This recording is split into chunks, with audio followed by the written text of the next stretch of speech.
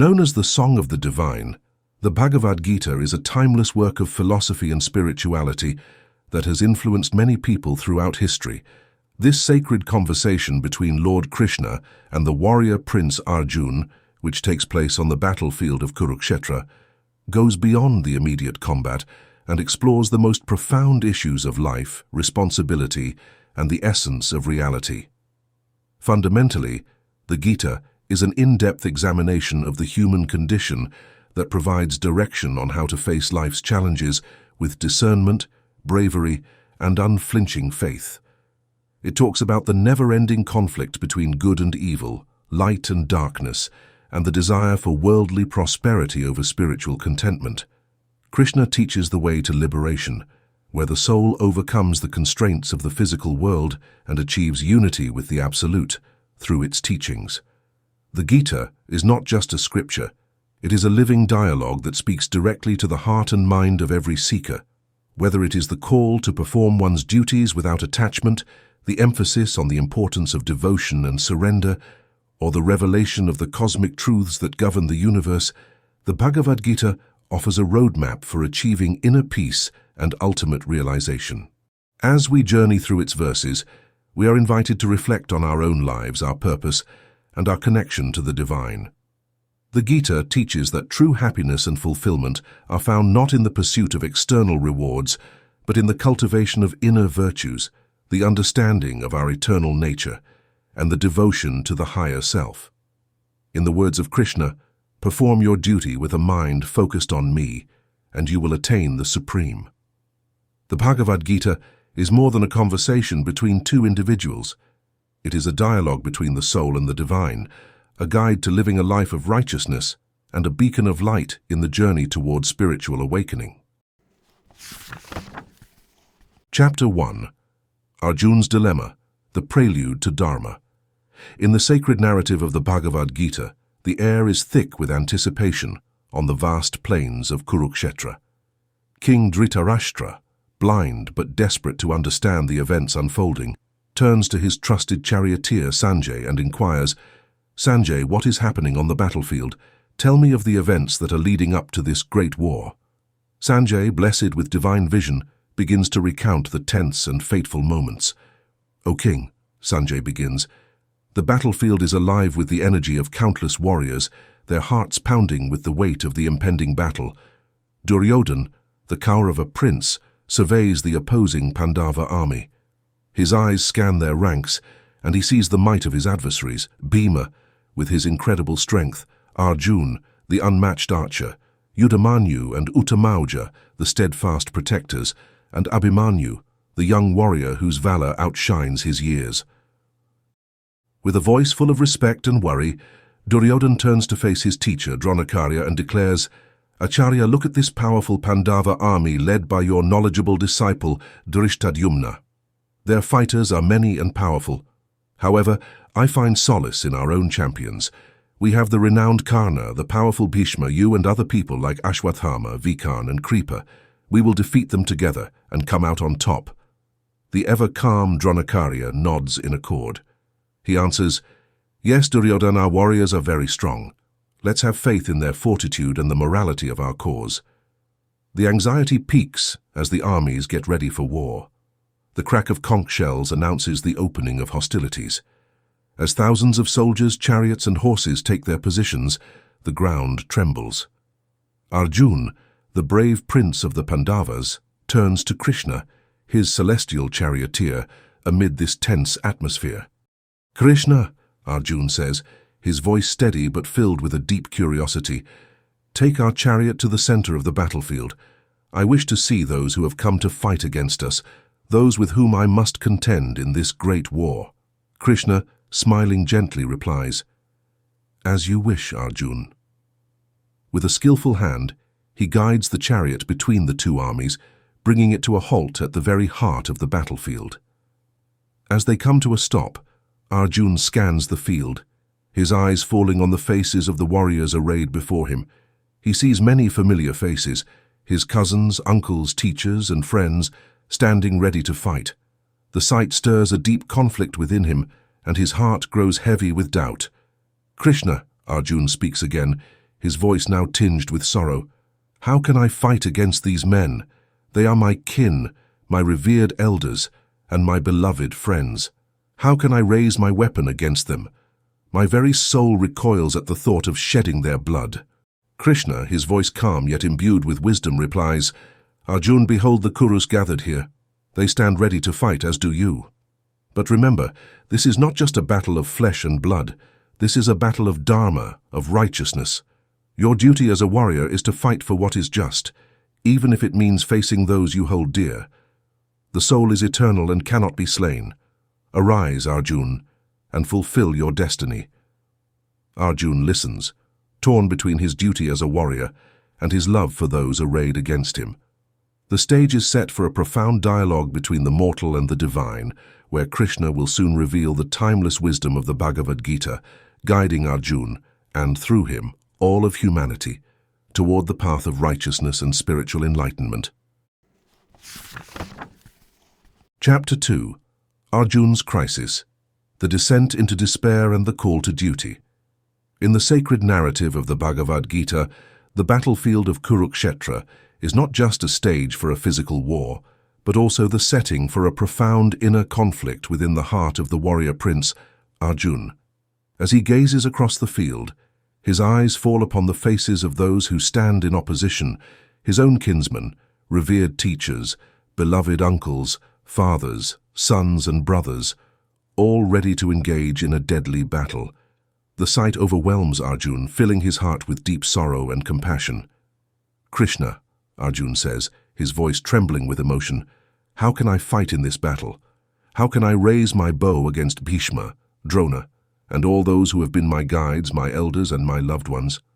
They are my family, my blood. What joy could victory bring me if it is stained with the blood of those I hold dear?" Arjun's hands begin to shake as he speaks, and his body grows weak. His mind is clouded with despair as he continues, "I do not desire victory, nor do I care for the kingdom or the pleasures it brings. What good is a kingdom if it comes at the cost of the lives of my kin? I see only suffering and misfortune in this war, the destruction of family traditions, the immorality that would follow, and the birth of unwanted children. All of these terrify me. How can we, who understand the consequences, commit such a grievous sin?"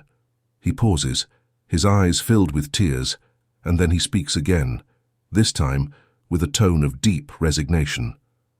"Krishna, it would be better for me to lay down my arms and let my enemies kill me unresisting. I would rather die than commit such a horrific deed.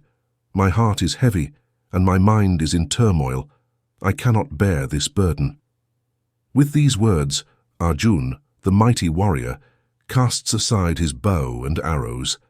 His once steely resolve crumbles, and he sinks into his chariot seat, overwhelmed by the weight of his emotions. Krishna, the charioteer and divine guide, observes Arjun's distress with compassion, yet his voice is firm as he addresses his friend. "Arjun," Krishna says, "this sorrow and weakness that have overcome you are unworthy of a warrior of your stature. These feelings are not befitting a prince, a protector of Dharma. Where is your courage? Where is your resolve? This unmanliness does not suit you. It will only bring you dishonor and disgrace." Arjun, still bowed by the weight of his emotions, looks at Krishna, his eyes searching for solace. "But Krishna, how can I fight against those who have raised me, taught me, and loved me? How can I bring myself to kill them, even if it is my duty?" Krishna's gaze softens, and his voice becomes both gentle and commanding. "Arjun, your sorrow is born of illusion, a misunderstanding of the true nature of life and death. You are concerned with the body, but the soul, which is eternal, can neither be killed nor harmed. This battle is not just about kingdoms or power. It is a fight for Dharma, for righteousness. You must rise above these emotions and fulfill your duty as a warrior. The path of Dharma is not easy, but it is the path you must walk." Arjun listens, his heart still heavy, but Krishna's words begin to pierce through the fog of his despair. The seeds of doubt remain, but within him, a new understanding is beginning to take root. Krishna continues, his voice steady and unwavering. Do not yield to this weakness, Arjun. Stand up and fight. This is your duty, your sacred obligation as a warrior. The time has come for you to arise and fulfill your destiny. As Krishna's words echo in the silence that follows, Arjun remains seated, struggling with the turmoil within him. This moment marks the beginning of a profound dialogue between the divine and the mortal, where the teachings of the Bhagavad Gita will soon unfold, guiding Arjun and all of humanity toward the path of truth, duty, and spiritual enlightenment. Chapter 3. The Eternal Soul. Krishna's revelation to Arjun. In the epic narrative of the Bhagavad Gita, the scene shifts to a poignant moment on the battlefield of Kurukshetra. Arjun, the mighty warrior and prince, stands tormented by inner conflict as he faces the grim reality of the impending war. His heart is weighed down by the thought of battling those he holds dear, especially his revered teachers, Bhishma and Dronacharya, who have guided him throughout his life. Krishna, Arjun begins, his voice filled with anguish, how can I fight against Bhishma and Dronacharya, who have been like fathers to me? They have showered me with love, wisdom, and all the wealth and pleasures I have known. If I kill them in battle, what kind of victory would that be? How could I ever find joy in a kingdom won through the blood of those I revere? Arjun's hands tremble as he continues, even if I were to gain the most glorious of kingdoms, even if I were to conquer the earth and the heavens, it would mean nothing to me if it comes at the cost of my loved ones. My heart is gripped by sorrow, and I see no way to dispel this grief, no matter the outcome of this war. As Arjun's despair deepens, Krishna, his charioteer and divine guide, listens with a compassionate yet resolute demeanor. He recognizes the depth of Arjun's confusion and the pain that clouds his judgment. Arjun, Krishna begins, his voice calm and steady. You speak of grief for those who are dear to you, but your sorrow stems from a misunderstanding of the true nature of life and death. You are a warrior, and it is your duty to fight for righteousness, for Dharma. Yet you allow your emotions to cloud your understanding. Krishna pauses, allowing his words to sink in, and then continues. Arjun, the soul is eternal. It is neither born nor does it die. The soul cannot be killed, nor does it kill. What you see as death is merely the soul casting off an old worn-out body, only to take on a new one, like changing clothes. The body may perish, but the soul remains unbreakable, unchangeable, and imperishable. Arjun listens, his eyes searching Krishna's face for the truth behind these words. Krishna's voice grows more emphatic as he imparts this wisdom. Understand this, Arjun. The soul is not affected by the physical changes of the body. It is beyond the reach of fire, water, wind, or any other force. It is eternal, all-pervading, stable, and immovable. Therefore, there is no reason to grieve for the body, which is perishable and temporary. Krishna's words begin to pierce through the fog of Arjun's despair, but the warrior still struggles with the emotions that grip his heart. But Krishna, Arjun asks, his voice still filled with doubt, how can I find peace when I know that I must face my own kin in battle? How can I reconcile my duty with the love I have for them? Krishna looks deeply into Arjun's eyes, offering both comfort and guidance. Arjun, you must learn to tolerate the temporary sensations of happiness and distress, for they are like the seasons. They come and go. You must remain steady in both, understanding that the soul transcends all such dualities. The soul's journey is eternal, and it moves through these experiences without being tainted by them. Arjun, do not let your emotions rule you, Krishna continues. Your duty as a warrior is to fight for the cause of Dharma. The destruction of the body is inevitable for all beings, but the soul remains untouched. Therefore rise above your sorrow and do not grieve for those who are beyond death. As Krishna's words resonate within him, Arjun begins to feel a shift within his heart.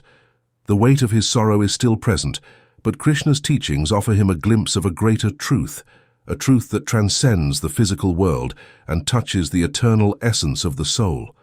The journey of understanding has only begun, and Arjun stands at the threshold of a profound spiritual awakening. Chapter 4.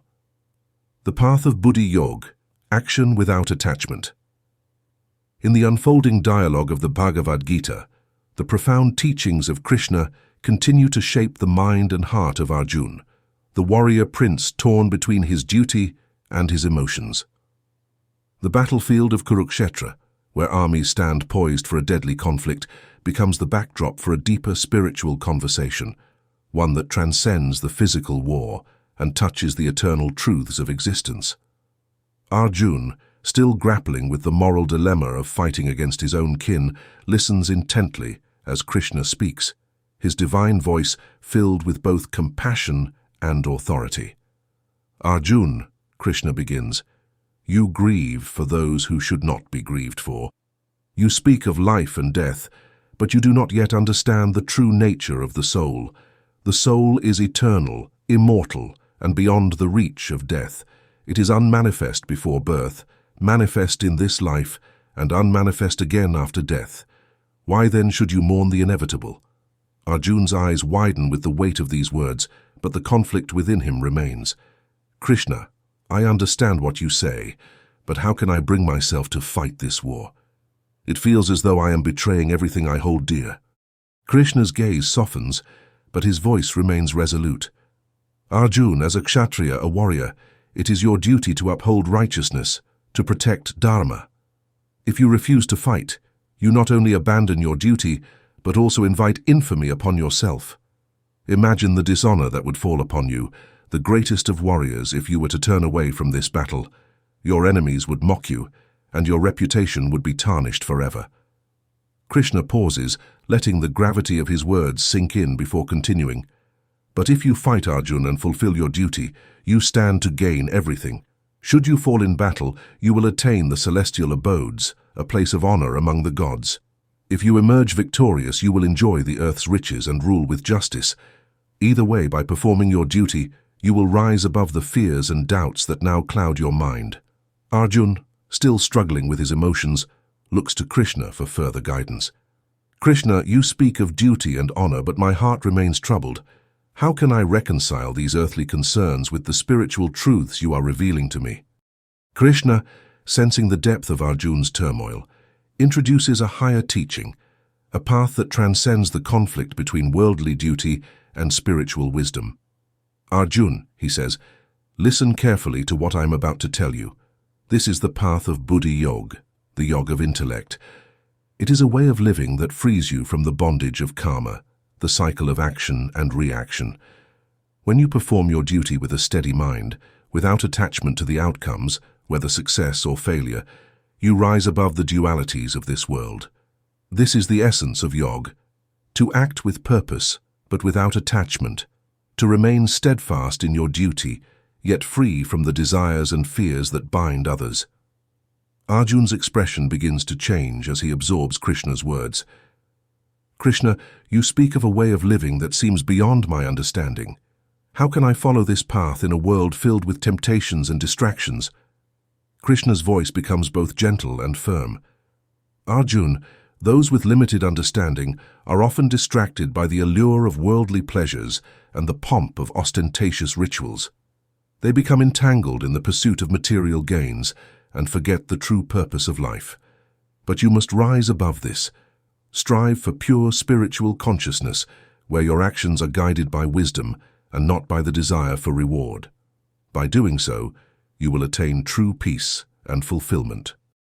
Arjun, feeling the weight of Krishna's words lift the veil of confusion from his mind, asks, So Krishna, you are saying that I should act, but without attachment to the fruits of my actions, that I should be steady in my duty, regardless of success or failure.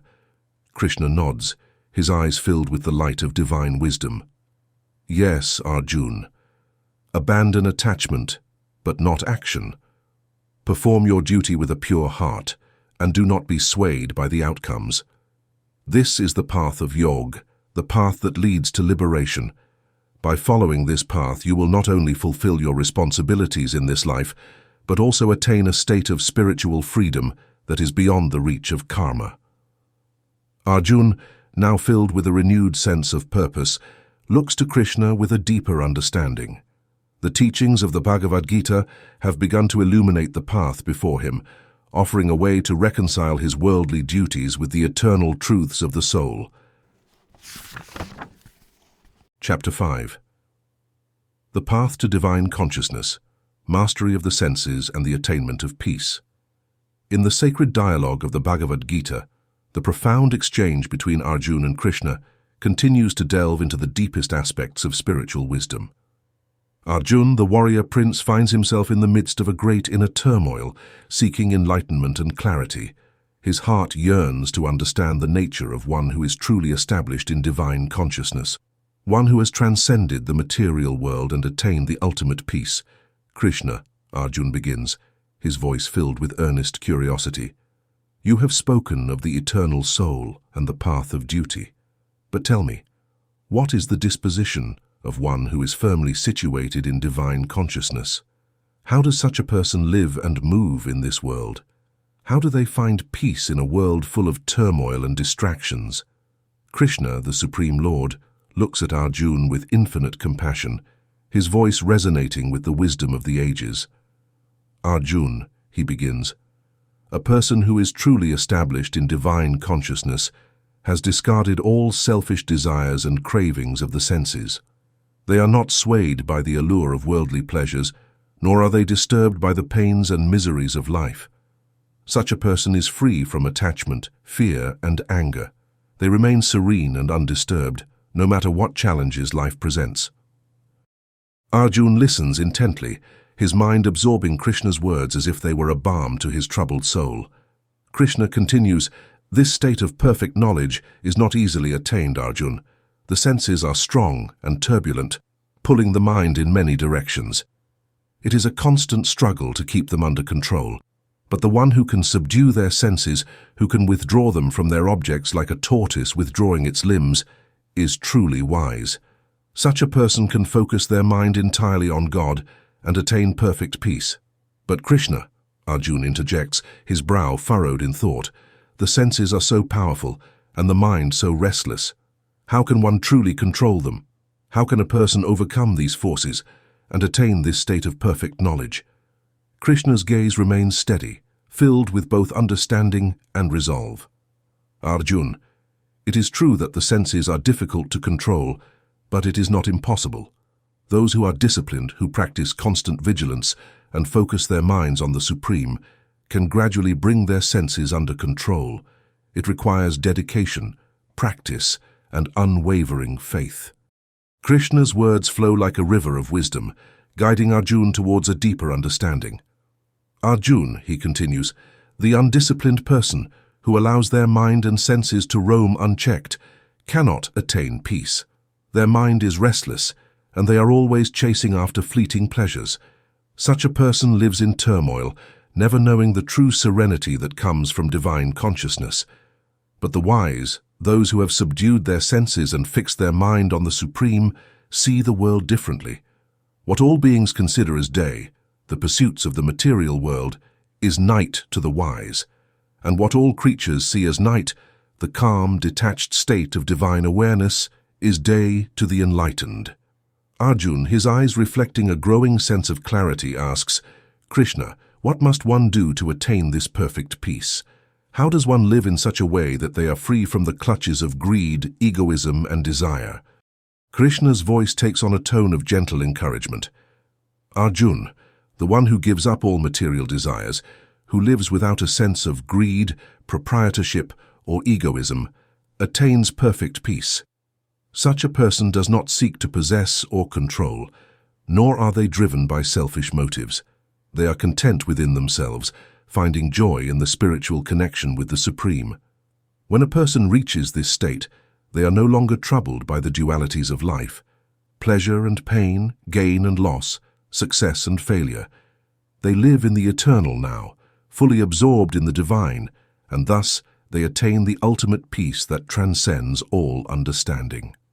As Krishna's words settle over the battlefield like a soothing breeze, Arjun feels a profound shift within him. The teachings of the Bhagavad Gita have begun to unravel the knots of confusion and sorrow in his heart, leading him toward a state of inner peace and divine understanding. Chapter 6. The Harmony of Knowledge and Action, the Path of Karma Yoga. In the deep discourse of the Bhagavad Gita, the warrior Prince Arjun gets entangled in a maze of paradoxes. Deep questions concerning the nature of knowledge, action, and their roles on the path to enlightenment have been sparked in him by Krishna's teachings. "Krishna," Arjun stammers out of his chest, "you have talked to me about the value of knowledge, the wisdom of the soul, and yet you also stress the need for action. I'm perplexed right now. How is the same objective reached by both routes? Is it not paradoxical to advocate for action while simultaneously seeking knowledge? Please enlighten me on this seeming paradox." With a smile of sympathy, the Supreme Lord Krishna looks down upon Arjun, realizing how confused his disciple really is. "Arjun," he says in an articulate opening, "the path of knowledge and the path of action are not mutually exclusive. Both are necessary on the path to enlightenment. A person cannot arrive at the ultimate truth by choosing only one of these routes, just as a bird cannot fly with only one wing. They are two sides of the same coin that enhance and support one another." Arjun listens closely, his mind eager to grasp the wisdom Krishna is about to impart. Krishna continues, "Understand this, Arjun. All beings are compelled to act, whether they realize it or not. Action is inherent in life. Even the wise, who have attained knowledge, continue to act in this world. But they do so without attachment, without the desire for personal gain. Their actions are performed as a sacrifice to the divine, as an offering to God. This is the essence of Karma Yoga, the yoga of action." Arjun, still pondering Krishna's words, asks, "But Krishna, if knowledge is the higher path, why must we engage in action at all? Why not renounce the world and focus solely on the pursuit of wisdom?"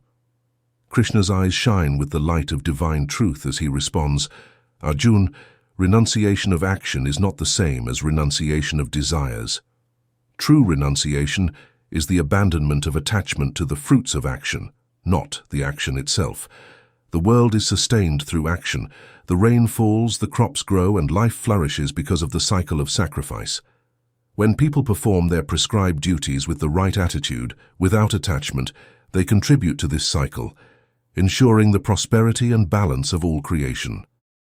Krishna's words paint a vivid picture of the interconnectedness of life. The performance of duties, he explains, leads to the production of food, which sustains life.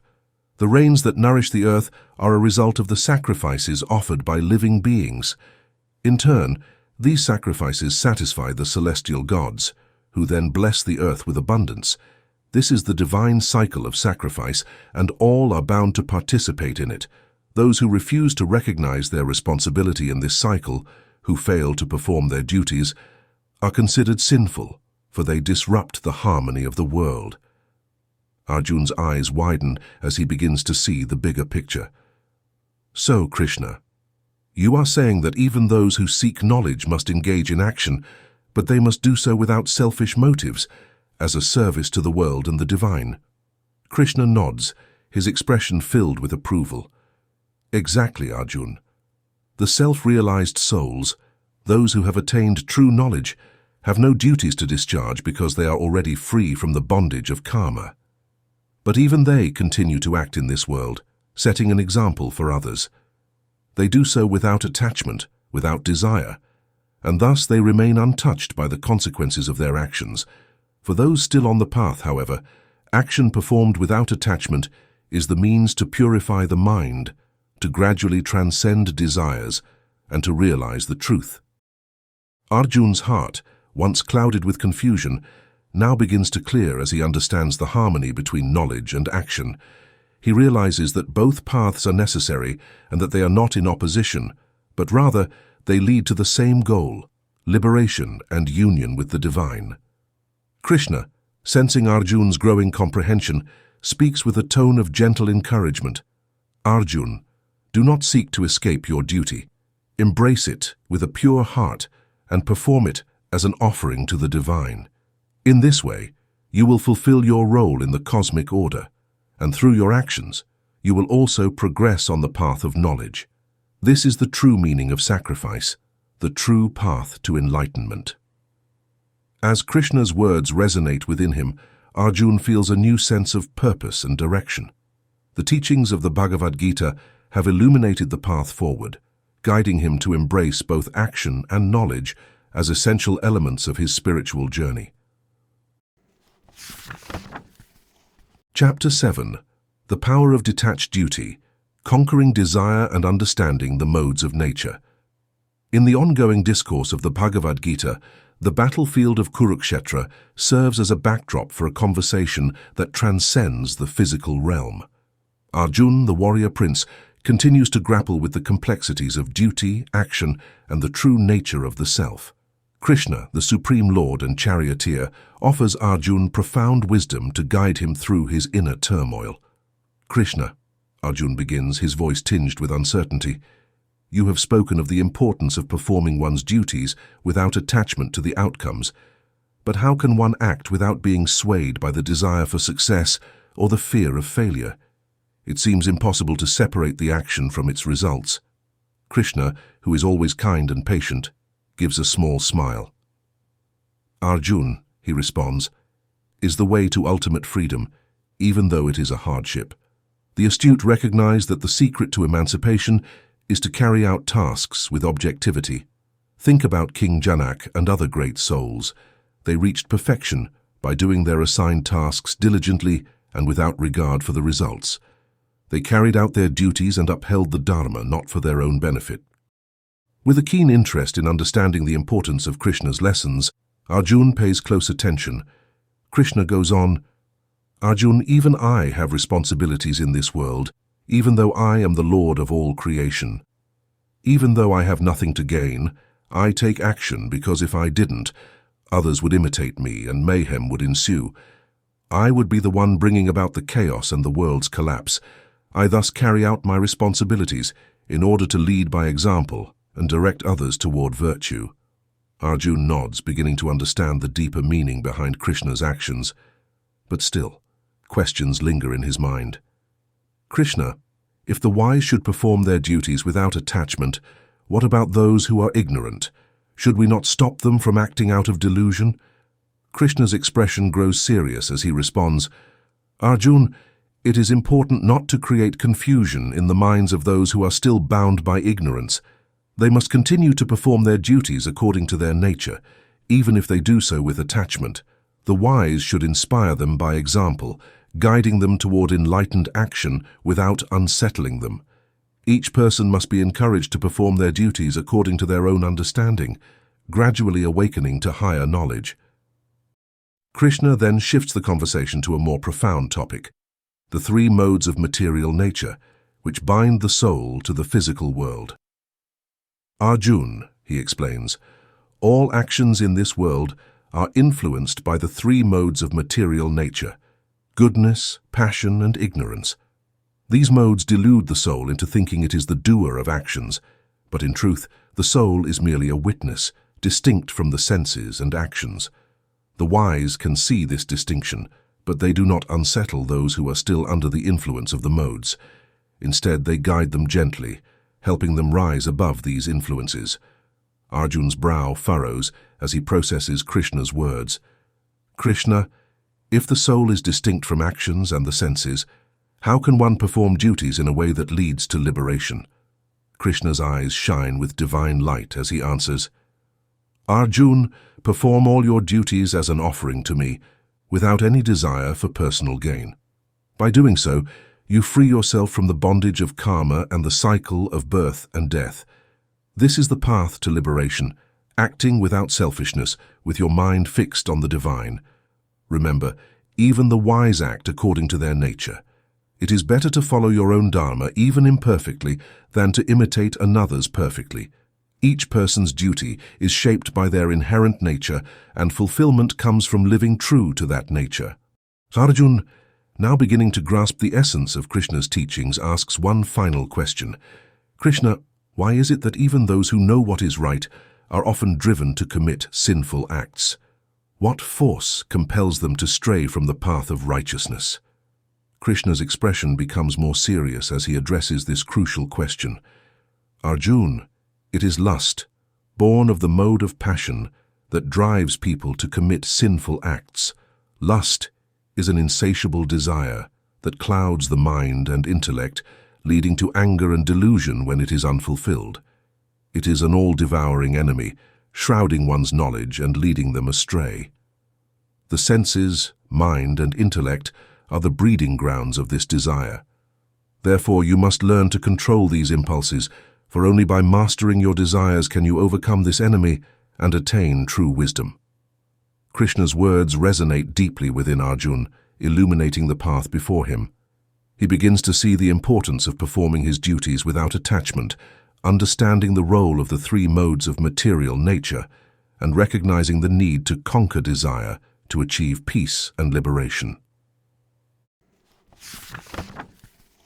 Chapter 8. Divine Manifestation and the Path to Liberation. Krishna's Revelation to Arjun. In the timeless dialogue of the Bhagavad Gita, Arjun continues to seek understanding from Krishna, who now begins to unveil the profound mysteries of existence, action, and the divine. As the battle of Kurukshetra looms, Krishna reveals deeper truths that transcend the immediate conflict, guiding Arjun and all who listen toward a higher plane of consciousness. Krishna, Arjun asks, his voice filled with a mixture of reverence and curiosity. You speak of Yoga, the ancient path of union with the divine. But how did this knowledge come into being, and why are you revealing it to me now? Krishna, his voice resonating with the wisdom of the ages, responds, Arjun, this knowledge of Yoga is eternal. I first imparted it to the sun god, Vivasvan, who then passed it on to Manu, the progenitor of mankind.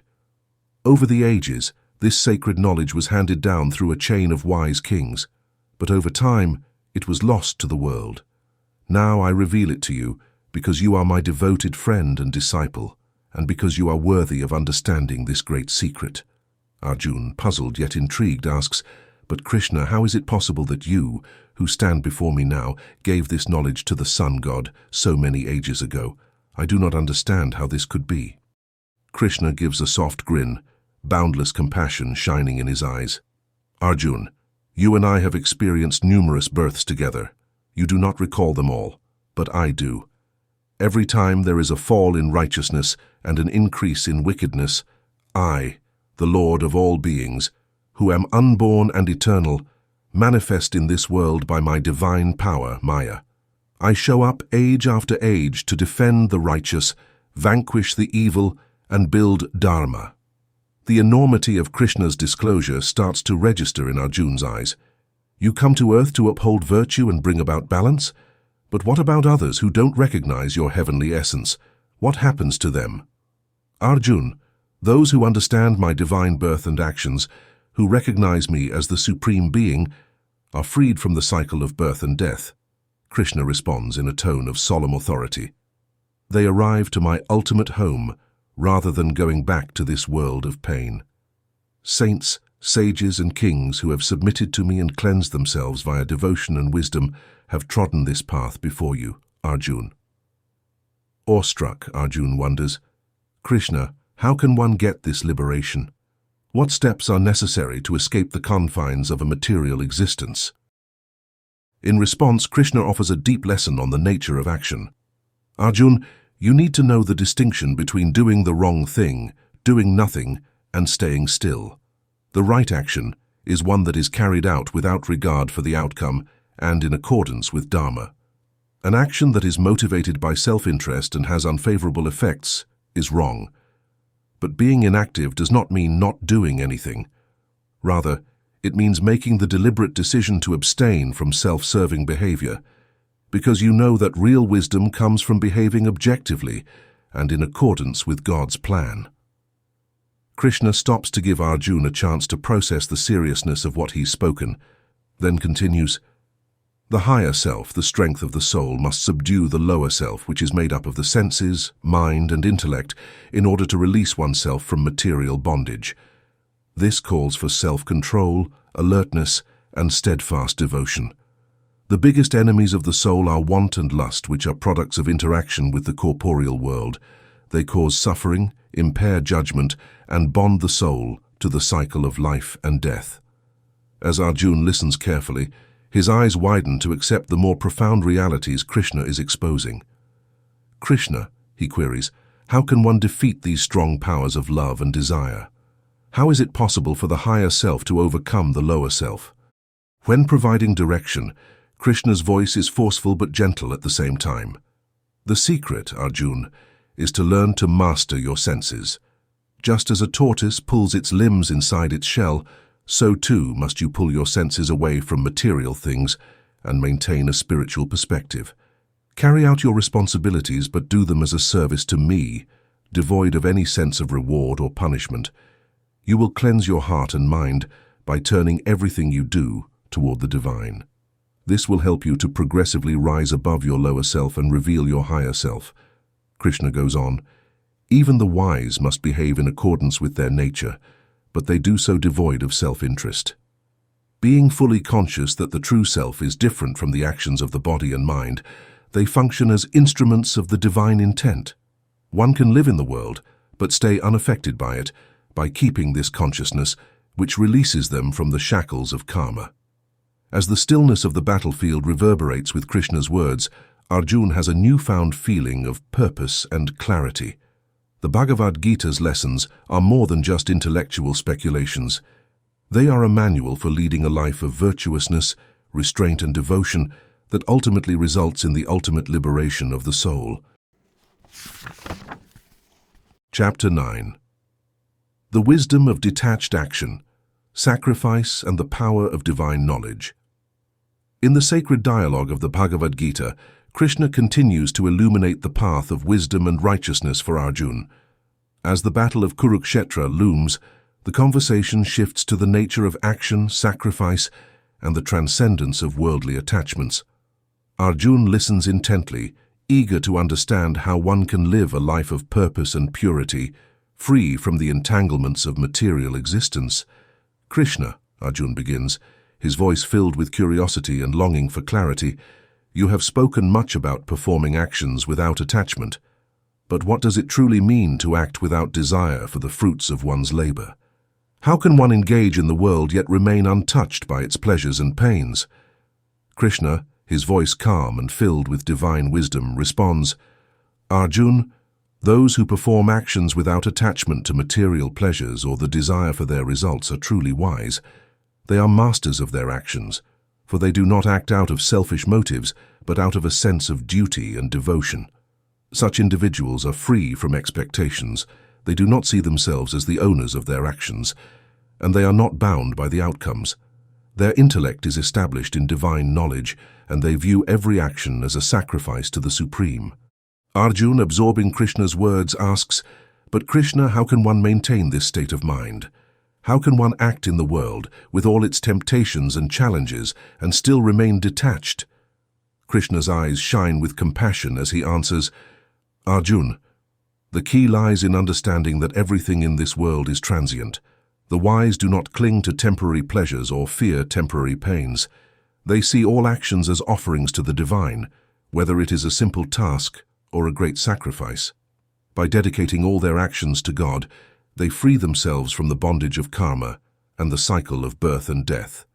Krishna continues, his voice taking on a deeper, more contemplative tone.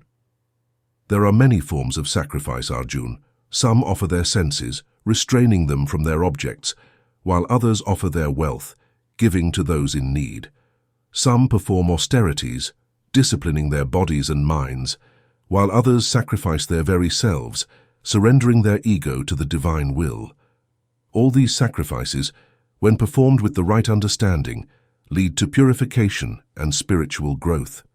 Arjun listens, his mind opening to the profound truth Krishna is revealing. Krishna, you speak of sacrifice as a means of purification. How important is knowledge in the performance of these sacrifices? Krishna's expression grows serious as he emphasizes the significance of knowledge. Arjun, knowledge is the highest form of sacrifice. Those who perform sacrifices with the wisdom that all actions are ultimately meant to serve the divine are truly liberated. Such knowledge burns away the impurities of the heart and mind, freeing one from the karmic reactions that bind the soul to the cycle of rebirth. Even the most immoral sinners can cross the ocean of material existence by sitting in the boat of divine knowledge. Arjun, moved by Krishna's words, asks, But Krishna, how does one attain this knowledge? How can a person burdened by the darkness of ignorance find the light of wisdom? Krishna's voice is both gentle and firm as he offers guidance. Arjun, this knowledge can be attained through sincere devotion, self-discipline, and the guidance of a wise teacher. Approach those who have realized the truth with humility, ask them questions, and serve them with a pure heart. In this way, the knowledge will be revealed to you. When you see all beings as part of the divine, when you understand that the soul is eternal and beyond the reach of the material world, you will be freed from all illusions and fears. Krishna pauses, letting his words settle in the stillness of the moment, before continuing, Arjun, those who have attained this wisdom see the divine in all things. They act without attachment, without selfishness, and without the desire for recognition. Their actions are like the wind passing through the sky, moving yet leaving no trace. By living in this way, they transcend the dualities of life and attain peace, joy, and liberation.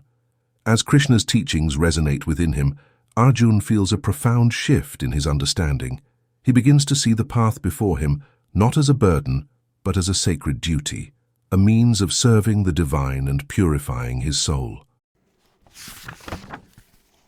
Chapter 10. The Path of Devotion in Action, Krishna's Guide to Karm Yoga. In the profound discourse of the Bhagavad Gita, Arjun, still grappling with the complexities of his Dharma, seeks further clarity from Krishna on the different paths to liberation. The battlefield of Kurukshetra, where this sacred conversation takes place, becomes a backdrop for the timeless questions of life, duty, and the pursuit of spiritual enlightenment. Krishna, Arjun begins, his voice tinged with uncertainty. You have spoken of various paths, renunciation of action, which you call Karm Sannyas, and action performed in devotion, known as Karm Yoga. I find myself confused. Which path is superior? Should I renounce all actions to attain peace, or should I engage in action with devotion? Please, guide me. Krishna, his voice calm and filled with divine wisdom, responds, Arjun, both paths, Karm Sannyas and Karm Yoga, lead to the supreme goal of self-realization and liberation. However, of the two, Karm Yoga, the path of action in devotion, is more beneficial for most people. This path allows one to engage with the world while purifying the intellect and senses. Through the disciplined practice of Karm Yoga, one can attain self-realization without renouncing the duties of life. Arjun listens intently, his confusion slowly giving way to understanding.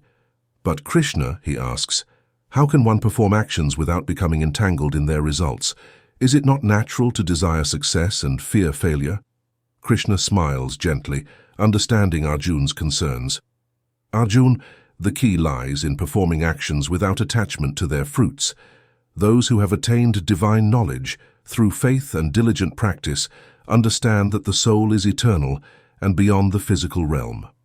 Such a person acts with the understanding that all actions are offerings to the Supreme. They are not swayed by success or failure, praise or blame. By offering the results of all actions to God, they remain free from the bondage of karma, untouched by sin.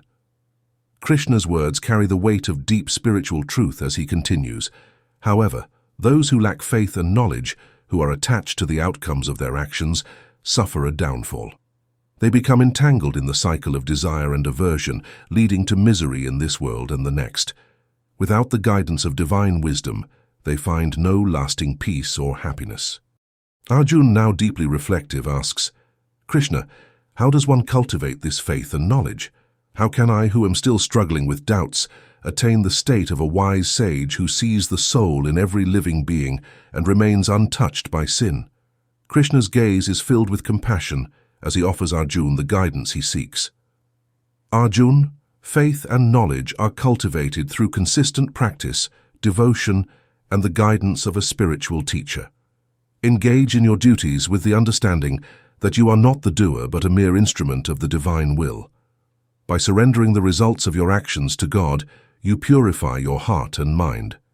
This is the essence of Karm Yoga, acting without attachment, with a heart full of devotion and with the intention of self-purification.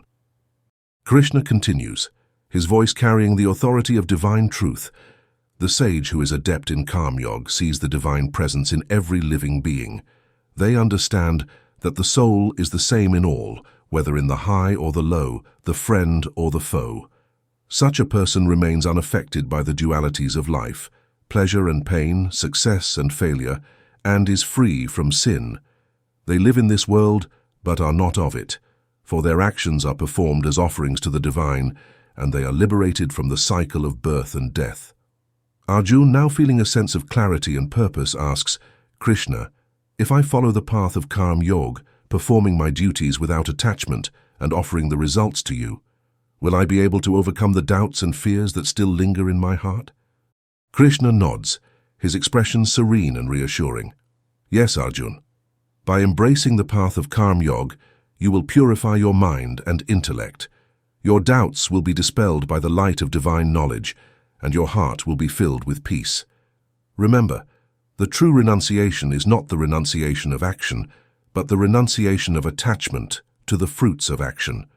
Perform your duties with devotion, and you will attain the supreme peace and liberation that you seek.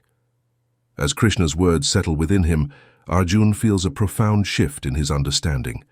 The teachings of the Bhagavad Gita have begun to dispel the clouds of doubt, revealing the clear path of action in devotion, a path that leads to self-realization and ultimate liberation. Chapter 11. The Path of Dhyan Yoga, Union through Self-Mastery and Divine Knowledge. In the heart of the Bhagavad Gita, as the conversation between Krishna and Arjun unfolds on the battlefield of Kurukshetra, the discourse turns to the profound teachings of Dhyan Yoga, also known as Atma Samyam Yoga. Here, Krishna reveals the deep truths of meditation, self-control, and the nature of ultimate liberation. Arjun, now eager to understand the path of self-realization, asks Krishna, Krishna, you have spoken of the importance of yoga, of uniting with the divine. But how does one truly achieve this union? How can one rise above the delusions of this world and experience the unending happiness you describe? Krishna, with infinite patience and wisdom, begins to explain. Arjun, understand that I, the Supreme Lord, neither create actions nor their fruits. The living entities in this world are deluded due to ignorance, which clouds their vision and binds them to the cycle of birth and death. But those whose ignorance is destroyed by the light of divine knowledge experience the revelation of the Supreme Entity. They see the truth and are no longer misled by the illusions of the material world. Arjun listens closely, his heart and mind attuned to Krishna's words. Krishna, you speak of those who have destroyed their ignorance. What is it that allows them to see the truth so clearly? Krishna's voice is calm, yet it carries the weight of divine authority. Arjun, it is through firm faith in God, equal vision toward all beings, and self-realization that one attains liberation from material existence. Those who see me in every being, and see every being in me, are truly enlightened. They are no longer swayed by the dualities of life, pleasure and pain, gain and loss, praise and blame. Instead, they are united with the divine, and this union leads to unending happiness. Krishna continues, the pleasures derived from sense objects are temporary and ultimately lead to misery. They distract the mind and keep one bound to the cycle of birth and death. True yogis are those who can control their desires and anger, mastering their senses before they give up the body. They live in the world, but they are not of it, for their happiness does not depend on external things. Instead, they find joy within, in their connection with the divine. Now seeing the value of restraint, Arjun asks, Krishna, how can one attain this degree of self-mastery? How is it possible to give up sensory delights and lead such a free life? As Krishna responds, Arjun, the sage who becomes free from desire and fear, lives in true freedom. His eyes light up with compassion. Such a person recognizes the unity of renunciation and yoga. Giving up action does not equate to renunciation, rather it means giving up attachment to the results of action. The enlightened sage finds tranquility in meditation, while the soul striving for perfection in yoga finds means in work, without attachment. One's mind becomes more peaceful the more self-control one exercises. In this state of peace, one can have encounters with the divine. Arjun feels a strong resonance with Krishna's words, and he starts to see the path ahead of him more clearly. "Krishna," Arjun responds, "if renunciation and yoga are one and the same, how does one balance the practice of meditation with the duties of life?" Krishna smiles, his expression filled with understanding. "Arjun, it is through the practice of meditation, combined with the performance of one's duties without attachment, that one attains the highest state of yoga. When the mind is tranquil and the heart is free from desires, one can meditate deeply, uniting with the divine. In this state, the soul is no longer disturbed by the external world and can experience the eternal peace and joy of being one with God." As Krishna's teachings flow over him, Arjun feels the weight of his doubts and fears begin to lift. He sees that the path of Dhyan Yoga is not about renouncing the world, but about finding inner peace and divine connection through disciplined action and meditation. Chapter 12. Mastering the Mind, the Path to Inner Peace and Divine Union Through Yoga. In the sacred dialogue of the Bhagavad Gita, Krishna continues to reveal the deeper aspects of yoga to Arjun, guiding him through the complexities of mastering the mind and attaining true spiritual discipline. As the conversation unfolds, Krishna emphasizes the crucial role of mental mastery in the practice of yoga, illuminating the path to inner peace and ultimate union with the divine. "Krishna," Arjun begins, his voice filled with earnest inquiry, "you have spoken of the importance of self-mastery in the practice of yoga, but how does one truly conquer the mind? The mind is restless and difficult to control. How can I, amidst the chaos of life, bring it to stillness and focus?" Krishna, ever patient and wise, responds with a gentle yet profound clarity. "Arjun, the mind is indeed restless, like the wind, but with discipline, determination, and the practice of yoga, it can be mastered. A person who has renounced all desires and has conquered the mind rises above the dualities of life, pleasure and pain, success and failure. Such a person remains peaceful and steadfast in their devotion to God, unaffected by the external world." Arjun listens intently, absorbing Krishna's words. "But Krishna," he asks, "how does one achieve this state of mind? What steps must be taken to conquer the senses and maintain unwavering focus on the divine?" Krishna's voice becomes both instructive and compassionate as he answers. "Arjun, the path of yoga requires dedication and a clear understanding of its practices. A true yogi, one who has conquered the senses and developed an impartial intellect towards all beings, is distinguished by their inner peace and unwavering devotion. To practice yoga, one must seek seclusion, away from distractions, and create a sanctified seat, a place where the mind can be purified through meditation."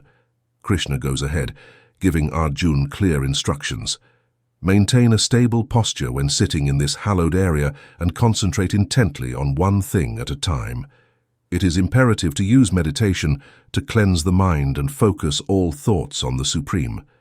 A yogi's disciplined mind stays calm and focused on the divine during deep meditation or samadhi, when the practitioner experiences ultimate, limitless heavenly ecstasy that surpasses all material joys. The yogi never strayeth from the eternal truth in samadhi."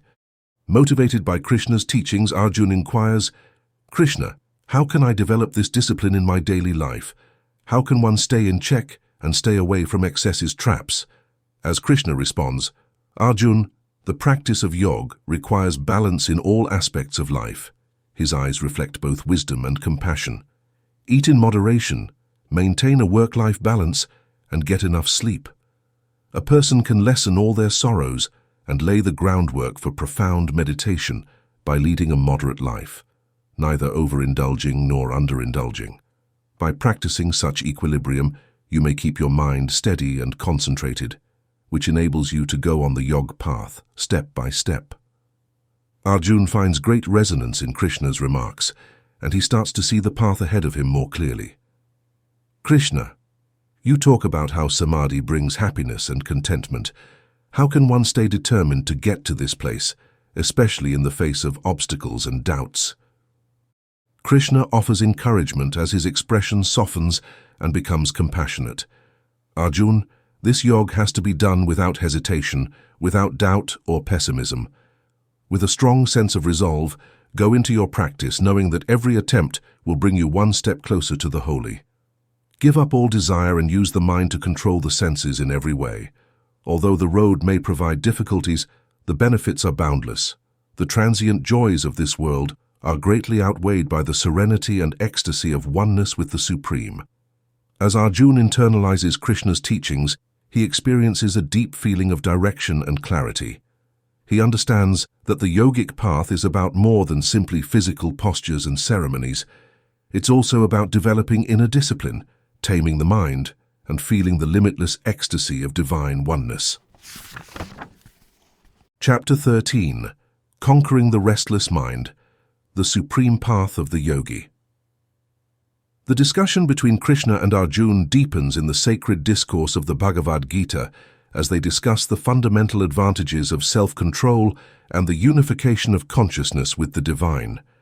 Krishna provides Arjun with insight that goes beyond the difficulties of the physical world and leads him toward the ultimate objective of spiritual realization as he searches for guidance on the yoga road. Krishna, Arjun says in a curious and slightly doubtful voice, you talk of the immense advantages of controlling oneself and bringing one's mind into alignment with God. However, how can one actually reach this state? The mind is so restless, lured incessantly in many directions by cravings. Is it truly feasible to master it and achieve the state of absolute happiness that you portray?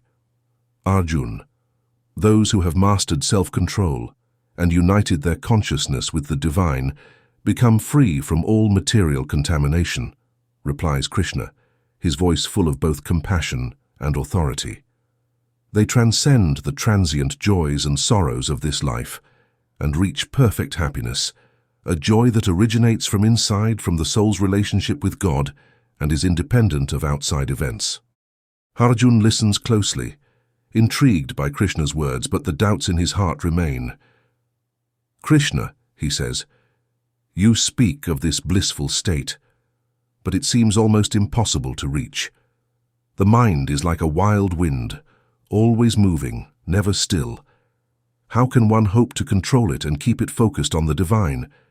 Krishna's gaze is steady as he acknowledges Arjun's concerns. Arjun, it is true that the mind is restless and difficult to control. It is indeed like a wild wind, powerful and unpredictable. But with practice and detachment it can be brought under control. The key lies in perseverance and dedication. Regular practice of yoga, combined with a detachment from worldly desires, gradually tames the mind. It is not easy, but it is achievable. Krishna's words offer both challenge and encouragement, inspiring Arjun to continue on his path. But Krishna, Arjun asks, what happens if one fails to control the mind? What if, despite all efforts, a yogi is unable to achieve the ultimate goal in this lifetime? Krishna's expression softens with understanding as he explains, Arjun, no effort on the path of yoga is ever wasted. Even if a yogi does not reach the final goal in this life, they are not lost. Such a soul is reborn into a pious and spiritually inclined family where they can continue their pursuit of God realization in their next life. They are given the opportunity to resume their journey from where they left off, progressing further with each birth. Krishna's words bring a sense of comfort to Arjun, who begins to see the broader scope of the spiritual journey. Krishna, it seems that the path of the yogi is a long and difficult one, but also one filled with grace and divine support. How does this path compare to other spiritual practices? Krishna's voice carries the weight of divine truth as he answers, Arjun, the yogi is indeed superior to other spiritual seekers, the ascetic who renounces the world, the scholar who studies the scriptures, and the one who performs rituals. All these paths have their merits, but the path of the yogi who unites with the divine through self-discipline and meditation is the highest. The yogi not only seeks personal liberation, but also sees God in all living beings, responding to their joys and sorrows as if they were their own. This deep connection with the divine and with all of creation is what makes the path of yoga supreme. Arjun, now filled with a renewed sense of purpose, asks, "Krishna, if the path of the yogi is the highest, then what must I do to walk this path? How can I strive to achieve this state of union with the divine?" Krishna smiles, his expression filled with both love and guidance. "Arjun, strive with all your heart to become a true yogi. Practice self-control, meditate regularly, and maintain your devotion to God. Let go of attachments to the results of your actions and focus on the purity of your intentions. See the divine in all beings and treat everyone with love and compassion. By living in this way, you will progress on the path of Yoga, and in time, you will attain the supreme state of bliss and liberation." As Krishna's words resonate within him, Arjun feels the doubts and fears that once clouded his mind begin to dissolve. He realizes that the path of Yoga is not just a path of discipline and self-control, but also one of deep connection with God, with all beings, and with the eternal truth that lies beyond the material world. Chapter 14. Divine Knowledge and Exclusive Devotion, the Path to Knowing the Supreme. In the epic dialogue of the Bhagavad Gita, as the conversation between Krishna and Arjun continues to unfold on the battlefield of Kurukshetra, the teachings take a profound turn. Krishna begins to reveal the mysteries of his divine nature and the paths of knowing him through exclusive devotion, bhakti yoga, and through the wisdom of knowledge and realization, jnana vijnana yoga. The truths he shares transcend the immediate battle, guiding Arjun and all seekers toward the ultimate understanding of the Supreme. "Krishna," Arjun begins, his voice filled with reverence and curiosity, "you have spoken of many paths, but how can one truly know you, the Supreme Being, in your entirety? What is the nature of this knowledge and devotion that leads to such a profound understanding?" Krishna, his presence radiant with divine wisdom, responds with a calm yet powerful voice. "Arjun, to know me completely, one must engage in exclusive devotion, bhakti yoga. Through this path, and the practice of jnana vijnana yoga, which encompasses knowledge and wisdom, I reveal my true nature to those who seek me with sincerity and dedication. Understand that I am the source of all creation. Everything that exists, from the smallest atom to the vast cosmos, originates from me." Arjun listens intently, his heart and mind open to the profound truths being shared. Krishna continues, "There are two energies that manifest all living beings. My inferior energy is Prakriti, the material nature, which includes the elements mind and intellect. But beyond this there is my superior energy, Purushh, the soul energy, or Jiva Shakti. It is through the interplay of these two energies that all living beings are manifested." Krishna's words carry the weight of eternal truth, as he explains further, "I am the essence of everything. I am the taste in water, the light in the sun and moon, the ability in humans, and the sacred Om in the Vedas. I am beyond the three modes of Maya, goodness, passion, and ignorance, that delude people from knowing me. Those who surrender to me with pure devotion can easily cross over this Maya, but those who do not remain entangled in the illusions of the material world." Arjun, moved by Krishna's revelations, asks, "Krishna, who are those who find it difficult to surrender to you, and who are those who engage in your devotion with a pure heart?" Krishna's gaze softens as he responds, "Arjun, there are four kinds of people who do not surrender to me: those who are ignorant, those who are deluded, those whose knowledge is stolen by illusion, and those who are of demonic nature. They are bound by their material desires and do not seek the higher truth. But there are also four kinds of pious people who engage in my devotion: those who are distressed, those who seek knowledge, those who desire wealth, and those who seek me with pure love. Among them, those who worship me with knowledge, who are steadfast and exclusively devoted to me, are considered the highest." Krishna's voice takes on a tone of deep compassion as he continues, "Those who have surrendered to me are indeed noble, but those who have made me their supreme goal through the path of knowledge are as dear to me as my very self. After many births of spiritual practice, a soul who is endowed with knowledge surrenders to me, realizing that I am the ultimate truth. Such a soul is rare and precious." Arjun, filled with awe and a deep sense of understanding, asks, "Krishna, What happens to those who seek material desires instead of spiritual knowledge? How do they relate to you? Late. Krishna's response is filled with wisdom and insight. Arjun, those who are driven by material desires often worship celestial gods, seeking perishable benefits. They believe they are obtaining these benefits from the gods, but in reality, I am the one who arranges these outcomes according to their desires. These benefits are temporary and do not lead to liberation. True liberation comes only through devotion to me. Krishna's teachings begin to illuminate the path for Arjun, showing him the importance of devotion and knowledge in attaining the ultimate goal. Krishna continues, the practice of Dhyan yoga, meditation, and Atma Samyam yoga, self-control, are also means to know me. Through meditation, the mind becomes still, and through self-control the senses are restrained, allowing the soul to connect with me on a deeper level. These practices, combined with devotion, lead to the highest realization of my divine nature. As Krishna's words resonate within him, Arjun feels the veil of doubt and confusion lifting from his heart. He begins to see the path of devotion and knowledge as not only a way to understand the divine, but as the very essence of life itself. Chapter 15. Understanding the Supreme Reality, the Path of Devotion and Yogic Concentration. In the unfolding conversation of the Bhagavad Gita, Arjun, seeking deeper understanding of the ultimate truths of existence, turns to Krishna with questions about the nature of the absolute reality, the self and the essence of actions. As the tension of the battlefield surrounds them, their dialogue transcends the immediate conflict, delving into the profound mysteries of life and the universe. Krishna, Arjun begins, his voice carrying the weight of his earnest quest for knowledge, I wish to understand the nature of the absolute reality, the essence of the individual soul, and the true meaning of actions. What is Brahman?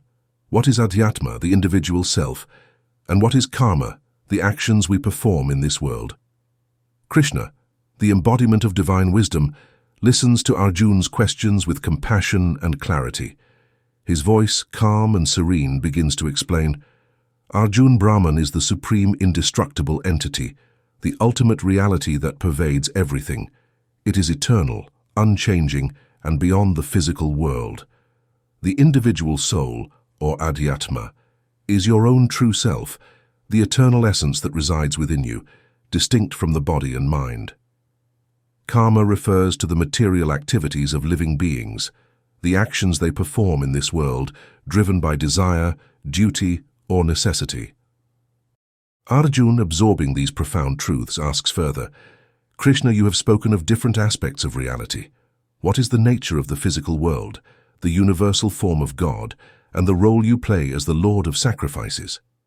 Krishna's eyes shine with divine light as he continues, Arjun, the physical manifestation of the world is known as Adibhuta. It encompasses all material things, the perishable aspects of creation. The universal form of God, which sustains and governs the cosmos, is called Adidaiva. It is the divine presence that permeates all existence. As for myself, I am Adhyajna, the Lord of all sacrifices. I reside in the hearts of all beings as the witness and enjoyer of their actions, guiding them on the path of righteousness. Krishna's words resonate deeply with Arjun, who begins to see the interconnectedness of all aspects of existence. But another question lingers in his mind. Krishna, he asks, what happens at the time of death? How can one ensure that they attain you in that final moment? Krishna's voice grows even more compassionate as he provides guidance. Arjun, those who remember me at the time of death will surely attain me. This is my promise. Therefore, always keep me in your thoughts as you perform your duties in this world. Do not let your mind be distracted by the transient things of life. By remembering me with unwavering devotion, you will transcend the cycle of birth and death and unite with me in the eternal realm. Krishna then describes his divine nature, further revealing the vastness of his being.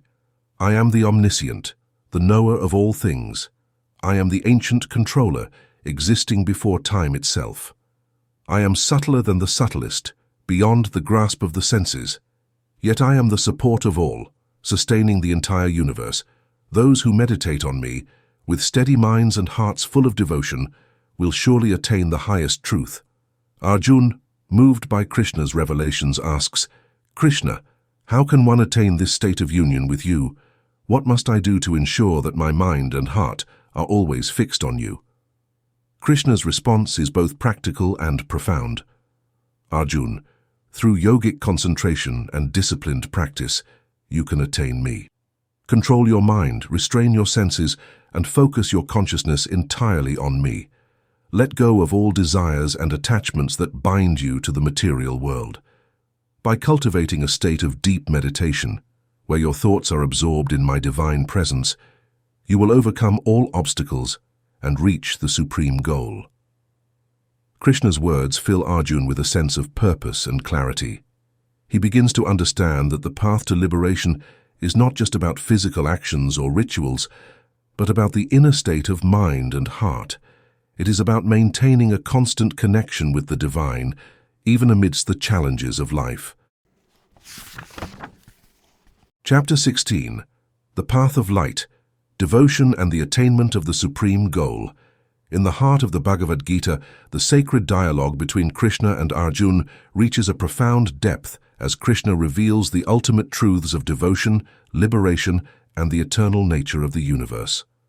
The battlefield of Kurukshetra fades into the background as the discussion turns to the supreme goal of life and the secrets of the eternal path. Krishna, Arjun begins, his voice filled with a mix of reverence and curiosity. You have spoken of the benefits of devotion and the supreme goal that one can attain. But how does one truly reach this ultimate destination? What is the nature of this path, and what happens to those who devote themselves entirely to you? Krishna, his presence radiating divine wisdom, responds with a serene and powerful voice, Arjun, for those who constantly think of me with exclusive devotion, I am easily attainable. Their minds are fixed on me. Their hearts are devoted to me, and they seek nothing else. Such souls, upon reaching me, will never be reborn in this transient world full of misery. This material world, with all its creations, is subject to the cycles of birth and death, but my abode is beyond this. Once a soul reaches my eternal realm, there is no further rebirth. It is the ultimate destination, free from suffering and filled with eternal bliss. Arjun listens intently, his mind captivated by the promise of eternal liberation. Krishna, he asks, what is the nature of this eternal realm? How does it differ from the world we know, which is constantly changing and impermanent? Arjun, the universe goes through endless cycles of creation and destruction, says Krishna. The timeless truth shines in his eyes. Everything in the physical universe is impermanent and subject to birth, growth, deterioration, and death. Beyond our manifest world is an everlasting, unmanifest reality. This dimension is the ultimate goal, the ultimate reality, existing beyond both the manifest and the unmanifest creations. In this location, time and space do not exist, and the soul is forever joined to God. This is the destination for those who comprehend the mystery of the two paths, the dark road leading to reincarnation and the light path leading to release. Krishna, could you please clarify these two paths? Arjun asks, eager to understand. How can one ensure that they avoid the dark path and choose the light path? Krishna then speaks in a way that is both compassionate and instructive. Arjun, the path of light is the way of knowledge, devotion, and righteousness. Those who follow this path live with their hearts and minds fixed on the divine. They practice self-control, meditation, and lifelong service to others. When this life ends, they ascend to the eternal region where rebirth and death are impossible. However, the dark path leads through ignorance and attachment. Because of their anxieties and desires, people who take this way end up imprisoned in a never-ending cycle of life and death. Krishna's words carry the weight of divine authority as he imparts this sacred knowledge to Arjun. The yogis who understand this secret are never bewildered, Arjun. They gain merit far beyond the fruits of Vedic rituals, for they know the ultimate truth. They do not seek temporary rewards or pleasures, but strive for eternal union with the divine. This knowledge I share with you now is the king of sciences, the most profound wisdom that purifies those who hear it. It is easy to practice and directly realizable for those who have faith and devotion. Arjun, deeply moved by Krishna's revelations, feels a sense of clarity and purpose washing over him. Krishna, you have opened my eyes to the supreme path. I understand now that true liberation lies in unwavering devotion to you and the pursuit of eternal truth. How can I live in a way that keeps me on this path, ensuring that I reach your abode?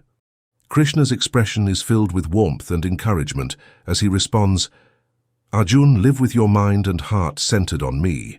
Remember me in all that you do, and perform your duties with devotion, free from attachment to the results.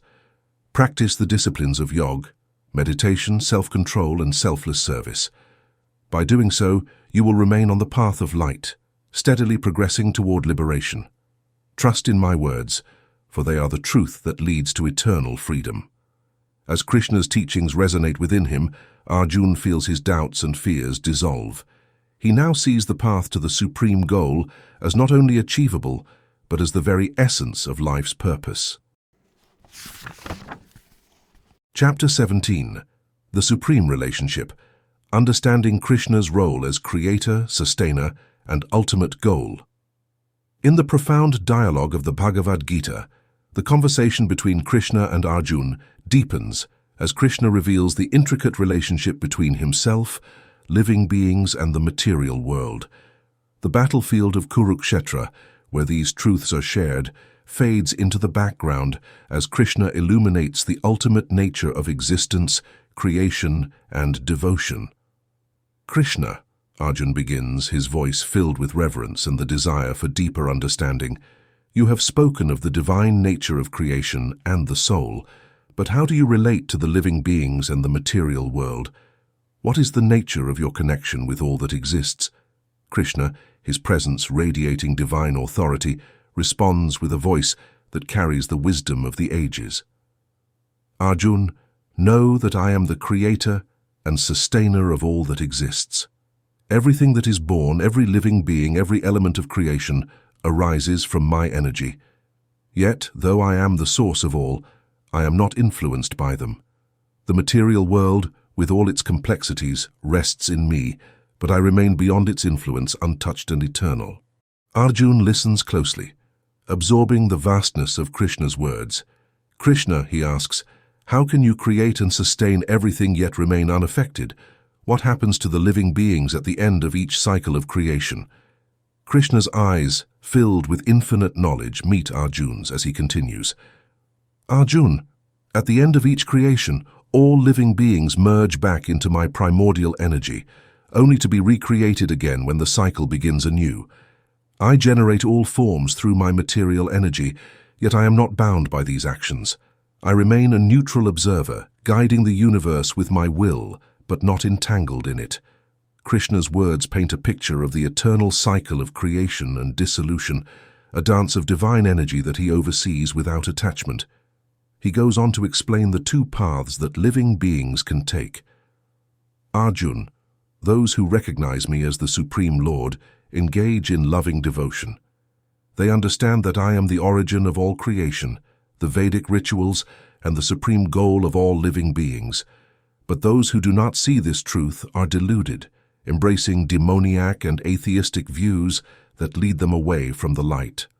Arjun, his heart moved by Krishna's revelations, asks, Krishna, how do those who engage in Vedic rituals fit into this understanding? Do they not also seek the divine? Krishna's voice is gentle but firm as he responds, Arjun, those who follow the Vedic rituals seek pleasure in heaven, striving for temporary rewards. While they may experience the joys of the heavenly realms, eventually they return to the earthly plane, bound by the cycle of birth and death. However, those who exclusively devote themselves to me, who surrender their hearts and minds in loving devotion, are provided for and preserved by my grace. I ensure that they never lack what they need and protect them from what they fear. Arjun, feeling the depth of Krishna's care for his devotees, asks, Krishna, what of those who worship other gods? Do they not also seek the divine, even if by different paths? Krishna's expression is filled with understanding as he explains, Arjun, even those who worship other gods are in reality worshipping me, though they do so through the wrong method. I am the father, the mother, the sustainer, the grandsire, and the ultimate goal of all worship.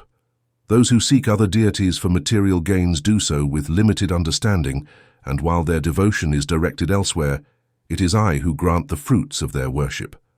But their rewards are temporary, confined to the material world, whereas those who worship me directly attain eternal union with the divine. Krishna's words resonate deeply within Arjun, revealing the all-encompassing nature of the divine. He begins to see that Krishna's role in the universe is not just as a creator or a deity, but as the ultimate source and sustainer of all life, the one true goal of every soul's journey. As the realization dawns on him, Arjun feels a profound sense of peace and purpose. Krishna, he says, I understand now that true devotion to you is the highest path, transcending all other forms of worship. I see that you are the source of all that is, and that surrendering to you is the way to attain the supreme goal of life. Krishna smiles, his expression filled with both love and wisdom. Arjun, you have understood well. Remain steadfast in your devotion. Perform your duties with your mind fixed on me, and you will attain the highest truth. Know that I am with you always, guiding and protecting you on your journey toward liberation. Chapter 18. Unwavering Devotion, the Path to Krishna's Divine Embrace. In the sacred dialogue of the Bhagavad Gita, Krishna continues to share the profound truths of his divine nature and the path of devotion with Arjun. The battlefield of Kurukshetra, though filled with the impending clash of armies, becomes a place of deep spiritual revelation as Krishna imparts the ultimate knowledge of devotion, sacrifice, and the true nature of the Supreme. Krishna, Arjun begins, his voice filled with reverence and a deep desire to understand, you have spoken of the importance of devotion and the power of offering our actions to you. But how does one truly please you, the Supreme Lord, in the simplest of ways? And what becomes of those who do not recognize your divine nature? Krishna, his presence radiant with divine love and wisdom, responds with a calm and assuring voice, Arjun, know that I am the enjoyer and the only Lord of all sacrifices. Those who fail to recognize my divine nature, who are caught in the illusions of the material world, will continue to be reborn in the cycle of samsara. But my devotees, who surrender to me with pure hearts, come directly to me, freed from the bondage of rebirth. Krishna's words carry the weight of unceasing truth as he proceeds. It is not the greatness of the advertising that things to me, Arjun.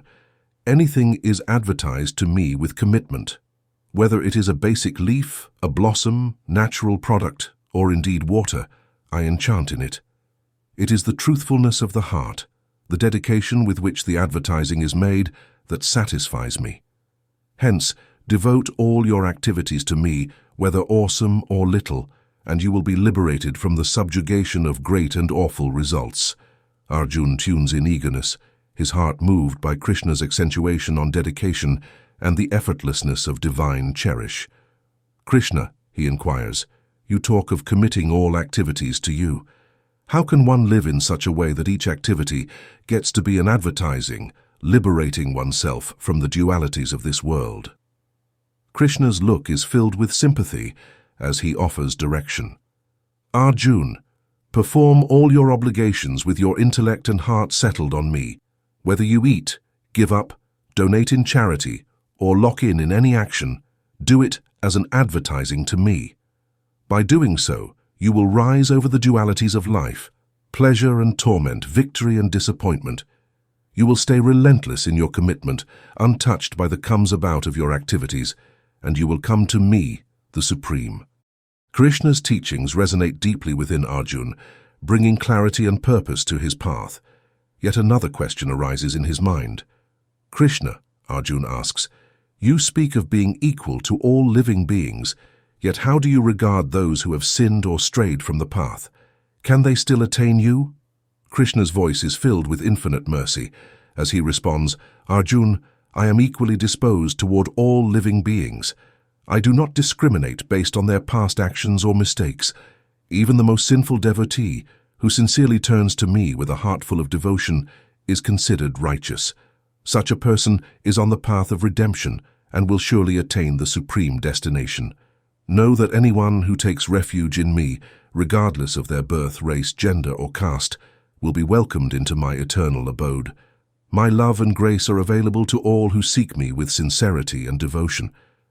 Krishna's words bring a profound sense of hope and inclusivity, revealing the boundless nature of his divine love. Arjun, filled with awe and gratitude, asks, "Krishna, you have revealed so much to me. How can one fully comprehend your glories and divine powers? How can I, as a devotee, become united with you in unwavering devotion?" Krishna smiles, his expression filled with both love and wisdom. "Arjun, I am the source of all creation, the beginning, middle, and end of everything that exists. Those who know my glories, who understand the divine powers that manifest through me, become united with me through unwavering devotion. Such souls who constantly remember me, who see me in all things and dedicate their lives to my service, are never separated from me. I am always with them, guiding and protecting them on their path to the supreme destination." As Krishna's teachings settle within him, Arjun feels a deep sense of peace and resolve. He understands that the path to the divine is not about grandeur or complexity, but about sincere devotion, humility, and the recognition of Krishna's all-encompassing nature. Chapter 19. Revelation of Divine Opulence, Krishna's Infinite Manifestations. When Arjun completely comprehends the divine essence of Krishna, who appears before him not just as a companion and charioteer, but as the Supreme Personality, the Creator, and the Lord of all beings, the veil of ignorance begins to lift in the famous dialogue of the Bhagavad Gita. As Arjun realizes the enormity of the presence guiding him, his heart fills with reverence and wonder, and the Kurukshetra battlefield fades into the distance. Beginning Krishna with a tone that combines humility and deep insight, Arjun says, "I now see that you are the Supreme Personality, the Creator of all, the Lord of all beings. You are not of this world, and not even the wisest sages or seers could truly understand who you really are. The universe is filled with your presence, and your grandeur knows no bounds." Arjun continues, and Krishna, with his glorious light undimmed, listens and smiles gently. "Yet, Krishna, I want to know more. Tell me, please, of your glorious manifestations and opulences. In what ways do you show who you are in this world? In order to increase my devotion and comprehension, I would like to learn about and reflect on your boundless grandeur." As Krishna starts to speak, Arjun's eyes meet his, full of immeasurable wisdom and compassion. "It is true, Arjun, that I am the origin of all creation and the start, center, and finish of everything that is. Nobody can ever truly appreciate the extent and boundlessness of my divine opulences. I will, however, make some of my manifestations known to you so that you might contemplate my magnificence and comprehend my omnipresence more fully." Krishna's voice reverberates with the force of the universe as he starts to narrate his manifestations. "I am Vishnu among the Adityas. I am the radiant sun among the luminaries. I am Marichi amid the Maruts, and the moon among the stars. I am the Samaveda among the Vedas, and the monarch of heaven, Indra, among the gods. I am the intellect among the senses, and I am the consciousness in living things." Raised in rapt attention, Arjun hears Krishna reveal still more of his heavenly forms. "I am Shiva among the Rudras. I am Kubera, the Lord of Wealth, amid the Yakshas and Rakshasas. I am Meru, the Golden Mountain, and I am Agni, the Fire God, among the Vasas. I am Skanda, the God of War, among generals, and Brihaspati, the chief of priests among priests. I am Brigu among the ancient sages, and I am the ocean among bodies of water." Like thunder roaring in the distance, Krishna's voice never stops listing all of his many forms. "I am the source, center, and culmination of all that exists. I am the science of the self among all sciences. I am reason itself among disputants. I am infinite time, the compound of compounds, and the A of letters. I am the beginning of all that is yet to come, and I am the all-devouring death. I embody fame, fortune, eloquence, memory, intelligence, perseverance, patience, and intelligence among feminine attributes. After hearing these celestial revelations, Arjun experiences a sense of Krishna's presence in all facets of life and realizes that everything is an expression of the Supreme Lord, regardless of location, force, or being. I am the Supreme Soul seated in the hearts of all beings. I am the beginning, the middle, and the end of all that exists, Krishna adds, his voice bearing the truth of eons. I am the lion, the king of beasts. I am the power of the strong, bereft of love and devotion. I am Garuda, the bird, and I am the wind, the purifier. I am Rama, the wielder of swords, the Ganges, the river. Arjuna, I am the beginning, the end, and the middle of all creatures. Krishna pauses, allowing Arjun to absorb the magnitude of what he has heard. Then, with a voice both tender and all-encompassing, he concludes, "But what need is there, Arjun, for you to know all this detail? Know that I exist, supporting this entire universe with a mere fragment of myself. There is no end to my divine manifestations, and all that is glorious, prosperous, or powerful in this world springs from but a spark of my splendor. Understand this, and know that by meditating upon my infinite forms, you will draw closer to me, uniting your soul with the eternal truth." Arjun, overwhelmed by the revelation of Krishna's divine opulences, bows his head in reverence. "Krishna," he says, his voice filled with devotion, "I am humbled by the vastness of your glory. You are the source of all that is, seen and unseen. I understand now that to know you is to know the very essence of existence. I will meditate on your infinite forms and keep you ever in my heart." Chapter 20. The Terrifying Vision. Arjun's encounter with Krishna's cosmic form. In the unfolding narrative of the Bhagavad Gita, the battlefield of Kurukshetra transforms into a scene of cosmic revelation as Arjun witnesses a terrifying and awe-inspiring vision of Lord Vishnu's universal form. This vision, granted by Krishna to dispel Arjun's doubts and fears, reveals the true extent of the divine power that governs the universe, both its creation and its inevitable destruction. As the vision unfolds, Arjun beholds Lord Vishnu in a form unlike any he has ever seen, a form that embodies the eternal protector of the universe, wielding infinite power with countless arms. The sun and moon, which give light to all creation, appear as Lord Vishnu's eyes blazing with divine brilliance. From his mouth pours forth fire, consuming all before it, and his radiance warms the entire creation, filling the universe with both life and an overwhelming sense of awe. "Krishna," Arjun stammers, his voice trembling as he gazes upon this terrifying form. "I see you now as the eternal protector, the source of all power and might. Your form is vast, encompassing the entire universe, and your radiance outshines the sun and the moon. The Rudras, Adityas, Vasus, and all the celestial beings are taking shelter in you, extolling your greatness with prayers and hymns. But I am terrified by what I see." Arjun's eyes widen in fear as he takes in the many mouths, eyes, and arms of Lord Vishnu, each more fearsome than the last. The sight of his terrifying teeth and the destructive power they represent causes Arjun's heart to race and his courage to falter. He sees the warriors of both armies, those who stand with him and those who stand against him, rushing headlong into the fearsome mouths of Lord Vishnu, where they are devoured by the all-consuming flames. "Krishna!" Arjun cries out, his voice shaking with fear. "I see the greatest warriors, the kings and princes of both sides, all being drawn into your mouths. They rush to their doom as if driven by some unseen force, and I tremble at the sight. Your form is terrifying, and I am overwhelmed by your destructive power. What does this mean? How can I understand what I am seeing?" Krishna, in his all-encompassing form as Vishnu, speaks with a voice that echoes across the cosmos. Arjun, what you see is the inevitable destruction that comes to all beings.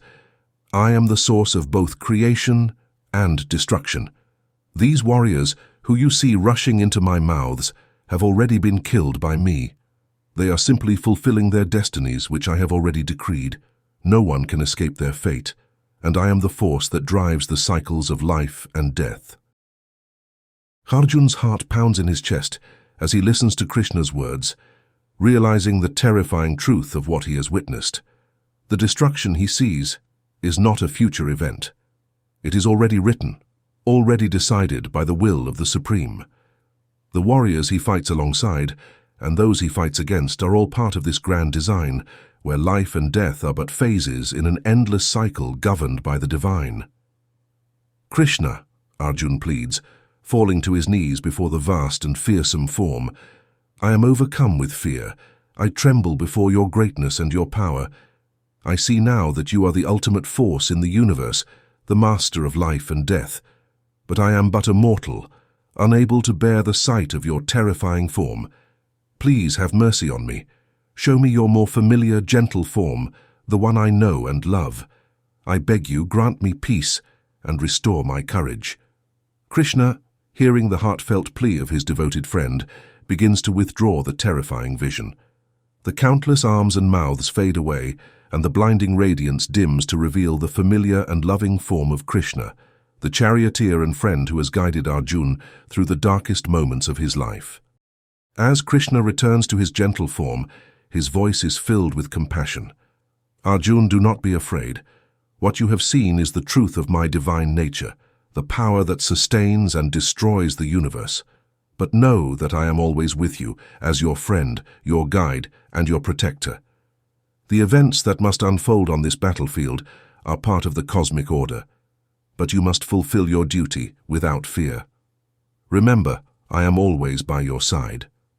Arjun, now calmed by Krishna's reassuring presence, rises to his feet. His fear has subsided, replaced by a deep reverence and understanding of the divine will that governs all things. Krishna, he says, his voice steady, I now understand the vastness of your power and the role you play in the grand design of the universe. I will carry out my duty with the knowledge that you are guiding me, and I will place my trust in you, knowing that whatever happens, it is part of your divine plan. Chapter 21. The Power of Devotion. Arjun's Surrender to the Supreme Lord. In the sacred narrative of the Bhagavad Gita, Arjun stands humbled and awestruck after witnessing the terrifying and magnificent universal form of Krishna, who reveals himself as the supreme force behind all creation and destruction. Overwhelmed by the vision, Arjun's heart is filled with both reverence and a deep, sincere desire to connect with the divine on a more intimate and personal level. Krishna, Arjun begins, his voice trembling with emotion. You are the primeval deity, the eternal origin of all that exists. You are the sole resting place of the universe, the embodiment of infinite power and glory. In you I see the gods of wind, death, fire, water, and the moon. You are Brahma, the creator and the great-grandfather of all beings. My mind is overwhelmed by your vastness, and I offer my deepest salutations to you, the Supreme Lord of all. As Arjun speaks, his voice is filled with both awe and humility. He recalls his past interactions with Krishna, where he may have treated him as a friend, without fully realizing his divine nature. Now, with the knowledge of Krishna's true form, Arjun feels a profound sense of remorse. Krishna, Arjun continues, I ask for your forgiveness for any disrespect I may have shown you in the past, whether in ignorance or in moments of familiarity. I may have spoken to you as a friend, jested with you, or even taken liberties in our close bond, not knowing that I was in the presence of the Supreme Being. You are the Father of the universe, the most deserving of worship, and the Supreme Spiritual Master. No one is more worthy of reverence than you.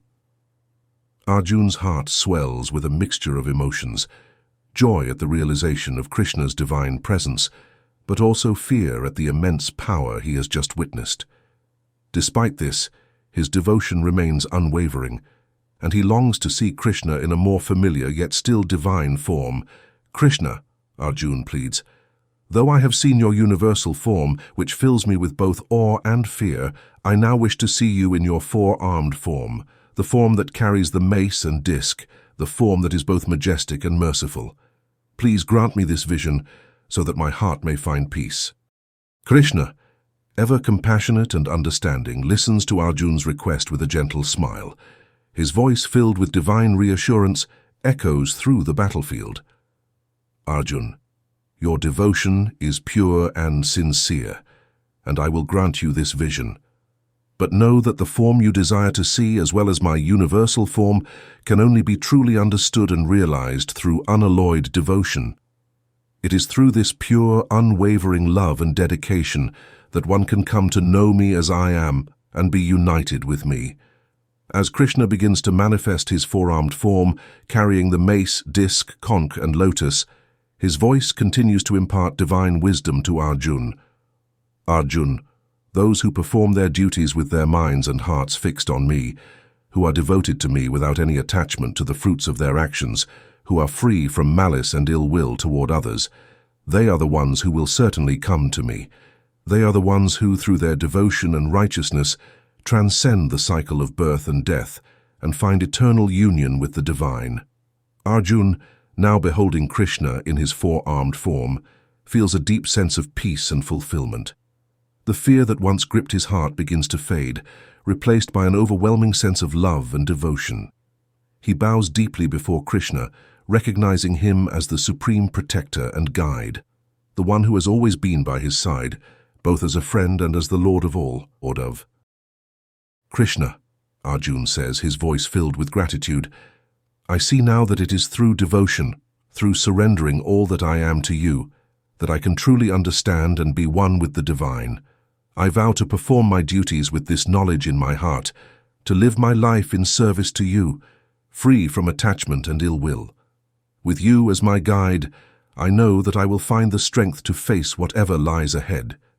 Krishna, his four-armed form radiating divine grace, blesses Arjun with a smile that seems to encompass all the love and compassion in the universe.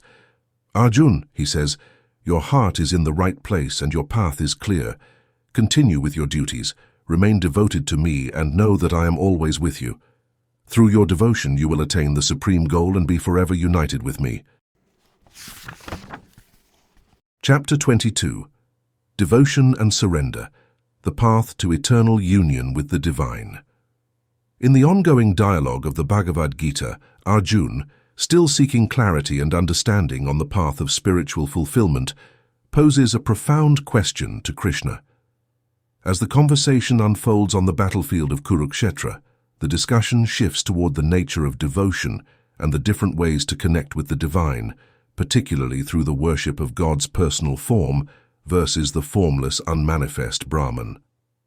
"Krishna," Arjun begins, his voice filled with sincere curiosity, "I wish to understand the path of devotion more deeply.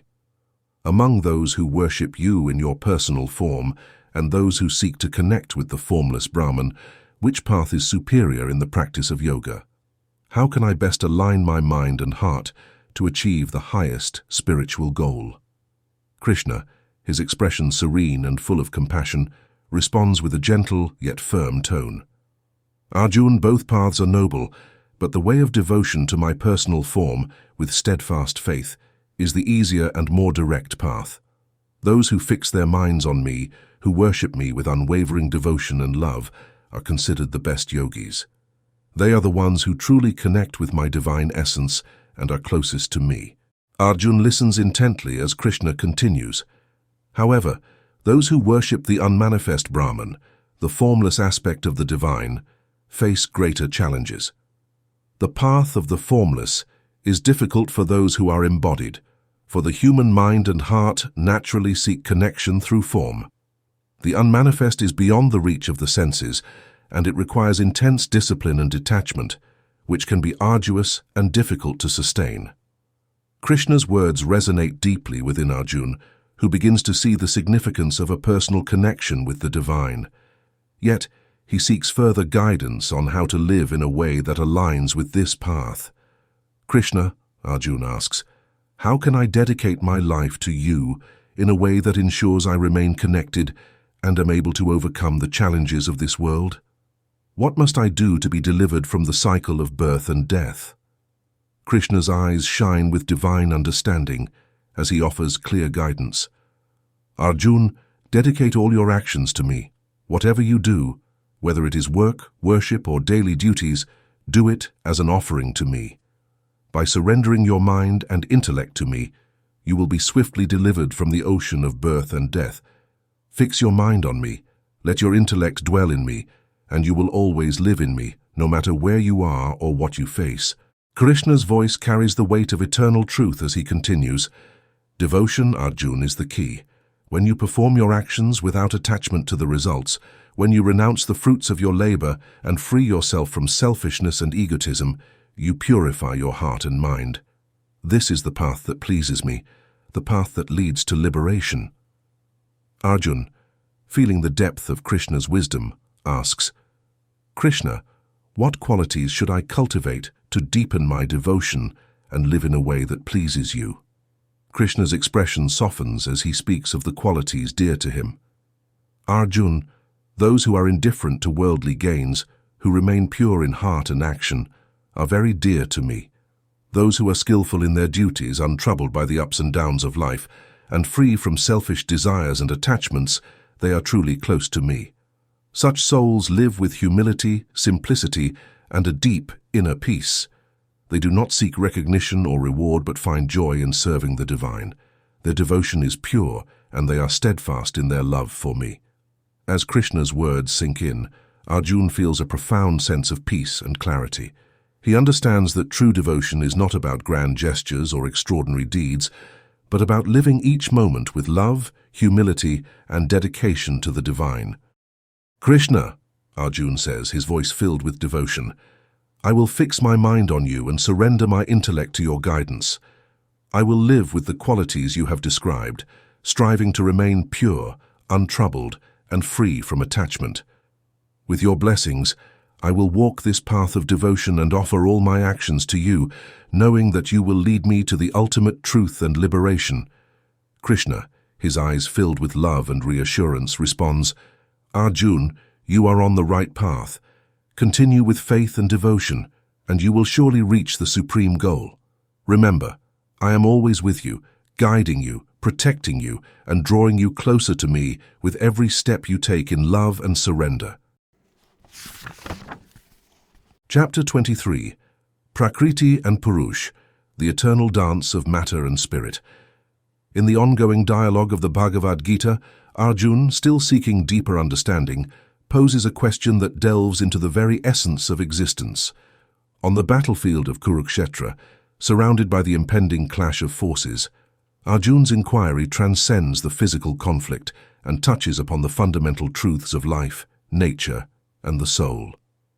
Krishna, Arjun begins, his voice filled with a blend of curiosity and reverence, I seek to understand the nature of Prakriti, the material world, and Purushh, the individual souls. What is the true knowledge that leads to the highest spiritual goal? How do these concepts relate to the essence of who we are and the reality we perceive? Krishna, his presence radiating wisdom and serenity, responds with a calm and knowing voice. Arjun, the body is referred to as the kshetra, or the field of activities, where all actions, experiences, and sensations occur. The one who knows this body, who is aware of its workings and limitations, is called the kshetrajna, the knower of the field. However, understand this, Arjun. I am not only the knower of your individual field of activity, but also the knower of all fields of activity across the universe. I am the ultimate source of true knowledge. Arjun listens intently, his mind opening to the profound truths Krishna reveals. Krishna continues, the field of activities, or kshetra, is composed of various elements. These include the 5 great elements, earth, water, fire, air, and ether, as well as the ego, intellect, and the unmanifest primordial matter. It also consists of the 11 senses and their corresponding objects, which together create the material world in which all beings interact and experience life. Krishna's words begin to unravel the complex nature of existence for Arjun, but Krishna does not stop there. He delves deeper, describing the essence of true knowledge, the qualities that elevate the soul and guide it toward liberation. True knowledge, Arjun, Krishna explains, is not merely an intellectual understanding of the world, but a way of being. It is composed of humility, non-violence, patience, purity, and unwavering devotion to me. It includes a deep respect for the wisdom of the spiritual teacher, self-control, and a detachment from the fleeting pleasures of the senses. It also involves an absence of egotism, a steady awareness of the impermanence of life, and a longing for inner purity and peace. Arjun, moved by the depth of Krishna's teachings, asks, "Krishna, what is the ultimate goal of this knowledge? What should one strive to understand in order to attain the highest truth?" Krishna's gaze softens as he reveals the profound answer. Arjun, the ultimate reality to be known is the beginningless Brahman, which lies beyond existence and non-existence. This Brahman is the essence of immortality, the source from which all life springs and into which it eventually returns. It is beyond the dualities of the material world, yet it sustains, creates, and annihilates all beings. I, as the Supreme Divine, exist both inside and outside all living beings. I am the sustainer of the universe, the creator of all that exists, and the force that dissolves everything back into the primordial essence. Krishna's words echo with the truth that transcends time and space, and Arjun feels a deep resonance within his soul. Yet he seeks further clarity on the relationship between Prakriti and Purushh, the material world, and the individual soul. "Krishna," Arjun inquires, "what is the connection between Prakriti and Purushh? How do they relate to the eternal truths you have revealed?" Krishna's voice takes on a tone of gentle instruction as he answers, "Arjun, both Prakriti and Purushh are beginningless. Prakriti is the material nature, the field in which all actions occur, the cause of creation, preservation, and destruction. Purushh, the individual soul, is the conscious entity that experiences the field of activities. The soul is eternal, beyond the limitations of the material body, and yet it interacts with Prakriti, becoming bound by its qualities and cycles. The wise, however, see beyond this interplay, recognizing the eternal soul's connection to the divine." Krishna's teachings settle over Arjun like a calming breeze, bringing with them the clarity of understanding that Arjun has been seeking. The complex dance of Prakriti and Purushh, the body and the soul, becomes clearer in the light of Krishna's wisdom. "Krishna," Arjun says, his voice filled with newfound conviction, "I understand now that true knowledge is not merely about understanding the material world, but about realizing the eternal connection between the soul and the divine. I see that it is through humility, devotion, and the renunciation of ego that one can truly attain liberation. I will strive to embody these qualities and deepen my understanding of the ultimate reality." Krishna smiles, his expression full of approval and love. "Arjun, you're on the right path. Continue to seek this knowledge with a pure heart, and you will transcend the dualities of the material world. By understanding the true nature of Prakriti and Purushh, and by dedicating yourself to the pursuit of the eternal truth, you will attain the supreme goal and be united with the divine." Chapter 24. Transcending Material Nature, the Soul's Journey to Liberation. In the sacred dialogue of the Bhagavad Gita, as the teachings of Krishna continue to unfold, Arjun is guided deeper into the mysteries of creation, existence, and the ultimate truth. The battlefield of Kurukshetra, charged with the impending clash of armies, becomes the backdrop for a profound exploration of the soul, the material world, and the divine interplay that governs all existence. "Krishna," Arjun begins, his voice filled with a deep yearning to understand, "you have revealed so much to me, yet I seek to comprehend the nature of the material world and its role in binding the soul. How does this material energy, which seems to govern everything around us, influence the soul's journey? What is the relationship between the soul, the body, and the Supreme? Krishna, his presence emanating divine wisdom and compassion, responds with a voice that carries the weight of eternal truth. Arjun, the material energy, is the force that drives the creation, sustenance, and dissolution of the universe. It is responsible for the cause and effect in the matter of creation, shaping the physical world in which all beings exist. However, while the material energy governs the external world, it is the individual soul that experiences the internal reality, the joys and sorrows, the happiness and distress that come with life in the material realm. Arjun listens closely, his heart and mind open to the profound teachings Krishna is about to reveal. Krishna continues, "The soul, seated within the material energy, naturally desires to enjoy the three modes of nature, sattva, goodness, rajas, passion, and tamas, ignorance. This desire leads the soul to become attached to these modes, which in turn causes the soul to be born again and again, sometimes in superior wombs and sometimes in inferior ones, depending on the soul's karma and attachments." Krishna's words reveal the intricate dance between the soul and the material world, where the eternal soul becomes entangled in the cycle of birth and death due to its desires. But Krishna does not leave Arjun in the dark. He goes on to illuminate the role of the Supreme Soul in this grand cosmic play. "Arjun," Krishna says, his voice filled with divine authority, "know that the Supreme Soul, the Paramatma, is present within every living being. This Supreme Soul serves as the witness, observing all that happens within the body. It is the permitter, allowing the soul to act according to its desires. It is the supporter, sustaining all life. It is the transcendental enjoyer, delighting in the pure essence of existence. It is the ultimate controller, guiding the cosmos with an unseen hand. And, most importantly, it is the imperishable, beginningless, and eternal Paramatma, the Supreme Soul that remains untouched by the material energy, even as it pervades every living being." Arjun, overwhelmed by the magnitude of Krishna's revelation, asks, "Krishna, if the Supreme Soul is within every being and remains unaffected by the material world, how can the individual soul, which is so deeply entangled in the material energy, ever hope to achieve liberation?" Krishna's gaze is steady, filled with both compassion and certainty, as he answers, "Arjun, those who understand the truth about the Supreme Soul, the individual soul, and the nature of material energy will indeed be liberated from the cycle of birth and death. The individual soul is the knower of the body, the observer of all that happens within the field of activities, yet it is not truly affected by the material nature.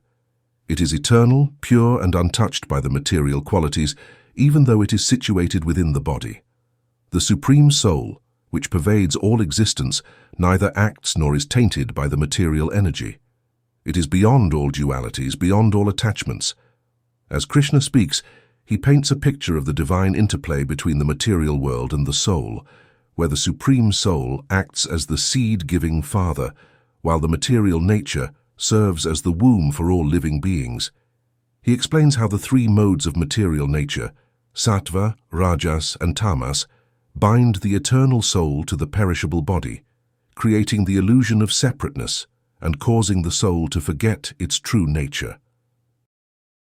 "Arjun," Krishna continues, "the material energy is like a vast ocean, with the three modes as its waves. These modes bind the soul, creating the illusion of identity with the body and the world. But those who rise above these modes, who see the truth of the Supreme Soul within themselves and all beings, achieve liberation. They are no longer bound by the cycles of birth and death, but instead they attain the eternal, imperishable state of union with the divine." Arjun, deeply moved by Krishna's teachings, bows his head in reverence. "Krishna," he says, his voice filled with both humility and determination, "I understand now the importance of seeing beyond the material energy, of recognizing the Supreme Soul within myself and all beings. I will strive to transcend the modes of nature, to free myself from attachment, and to realize the truth of the eternal soul. With your guidance, I will seek liberation and union with the divine." Krishna smiles, his expression one of deep approval and love. "Arjun," he says, "you are on the right path. Continue to seek knowledge, continue to meditate on the Supreme, and you will find the liberation you seek. Remember, I am always with you, guiding you and supporting you on your journey toward the ultimate truth." Chapter 25. Transcending the Gunas, the path to liberation and union with the divine. In the sacred discourse of the Bhagavad Gita, Krishna delves into the intricate workings of the material world, revealing to Arjun the nature of the three modes of material nature, known as the Gunas. As the armies stand poised for battle, Krishna imparts this profound wisdom, offering Arjun and all who seek the truth a deeper understanding of how these forces shape our actions, our destinies, and our journey towards liberation. "Krishna," Arjun begins, his voice tinged with curiosity and concern, "you have spoken of the three gunas, sattva, rajas, and tamas. How do these forces influence our lives and our spiritual progress? What impact do they have on the soul's journey, and how can one rise above them?" Krishna, his gaze steady and filled with infinite wisdom, responds, "Arjun, the three modes of material nature, sattva, rajas, and tamas, are the forces that bind the soul to the material world. Each of these gunas exerts its influence, shaping the thoughts, actions, and desires of all living beings." He begins with sattva, the mode of goodness. Sattva, Arjun, is the purest of the three gunas. It binds the soul to happiness and knowledge, leading one toward wisdom, clarity, and inner peace. Those dominated by sattva are drawn to acts of goodness and purity, seeking knowledge and understanding. However, even sattva binds the soul, as it fosters attachment to the joy and satisfaction derived from such actions. Arjun listens closely, absorbing Krishna's words. Krishna continues, "Rajas, the mode of passion, is born of desire and attachment. It compels the soul to action, driven by the pursuit of pleasure, power, and success. Those under the sway of rajas are restless, always seeking fulfillment through external achievements and material gains. This constant craving and attachment to the fruits of actions create a cycle of desire and dissatisfaction, binding the soul ever tighter to the material world." Arjun nods, beginning to see how these modes influence the course of life. Krishna's voice deepens as he explains the third guna. "Tamas, the mode of ignorance, is the darkest and most deluding of the three. It arises from negligence, laziness, and sleep, dragging the soul into a state of inertia and confusion. Those dominated by tamas are shrouded in darkness, unable to see the truth or make progress on the spiritual path. This mode binds the soul with apathy and ignorance, leading to degradation and spiritual stagnation." Krishna stops so that Arjun might understand the true meaning of the three gunas. Arjun, one's acts and the results they get are determined by the strength of these gunas in their lives. After death, those who primarily practice sattva, the way of virtue, will enter the abodes of the wise and the learned, which are higher, purer worlds. Rajas-ruled people, on the other hand, will always be governed by their desires and confined to the cycle of birth and death. And those who are entangled in tamas will descend into lesser realms of existence, where ignorance and illusion rule, even if they are born into the animal kingdom. Krishna, if these modes bind the soul so strongly, how can one rise above them? Questions Arjun, who has now realized the strength of the gunas. Is it possible to become truly liberated and overcome the gunas' influence? Krishna's expression softens with compassion as he offers the key to transcendence. Arjun, those who have transcended the three gunas are not swayed by their presence or absence. They remain neutral, seeing all things with equal vision, undisturbed by the fluctuations of the material world.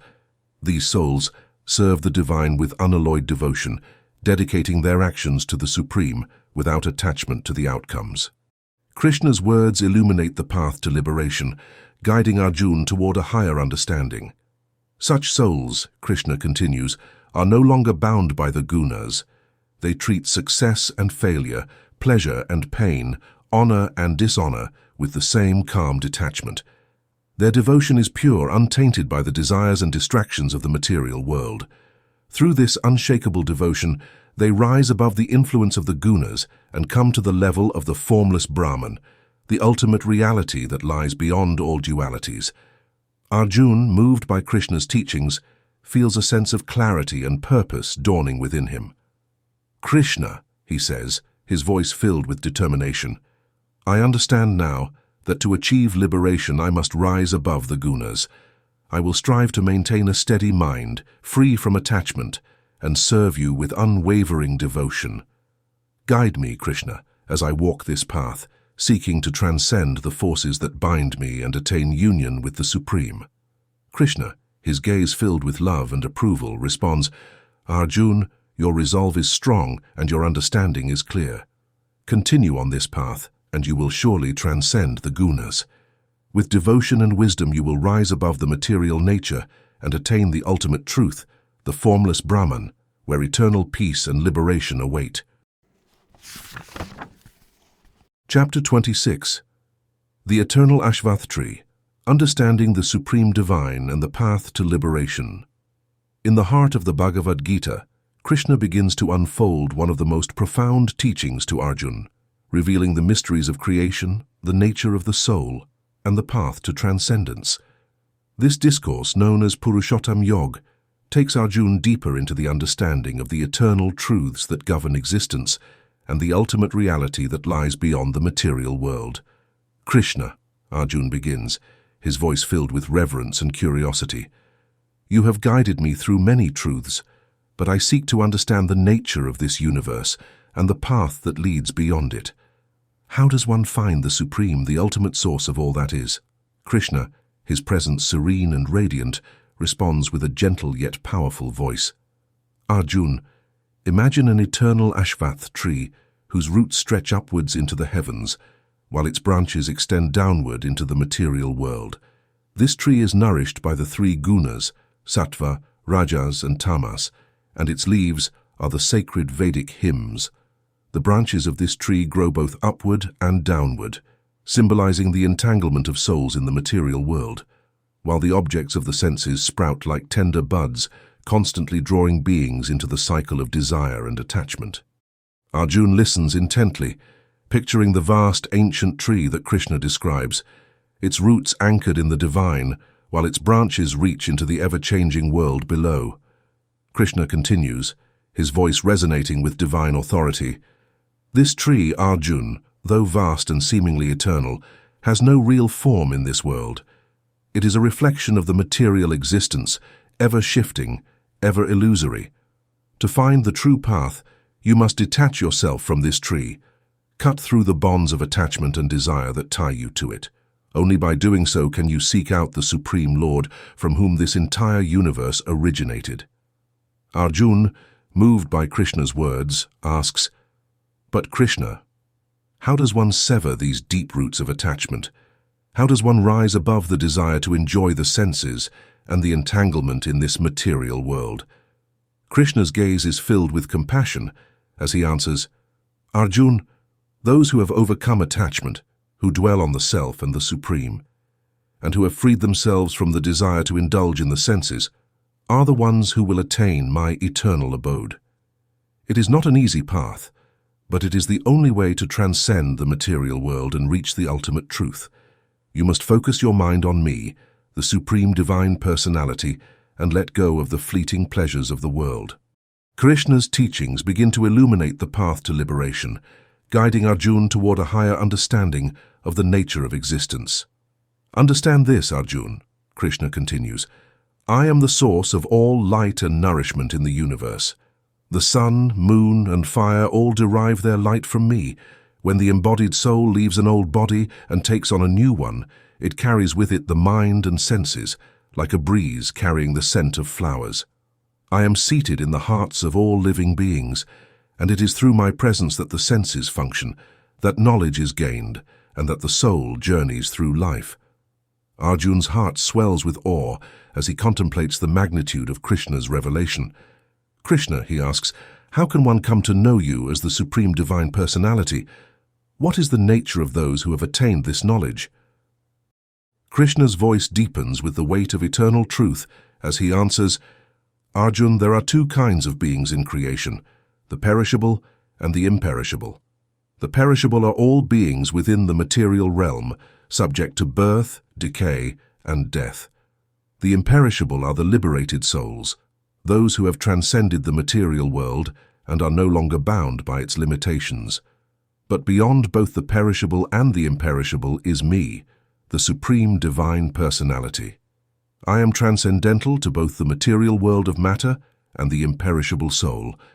I am the ultimate reality, the source of all that exists, and I am celebrated as the Supreme Being. Krishna's words resonate with a truth that transcends the material world, filling Arjun with a profound sense of reverence and clarity. Those who know me without doubt, Arjun, Krishna continues, as the Supreme Divine Personality, have complete knowledge. They understand the nature of the universe, the soul and the divine, and they worship me with their whole being, fully devoted and free from all doubt. Arjun, now filled with a deep understanding and an unshakable faith, bows before Krishna. Krishna, he says, his voice steady and filled with devotion, I see now that the path to true knowledge and liberation lies in recognizing you as the Supreme Divine Personality. I will dedicate my life to this understanding, to worshipping you with all my heart and soul, and to seeking the eternal truth that lies beyond the material world. Krishna smiles, his expression full of love and approval. Arjun, your devotion and understanding are true.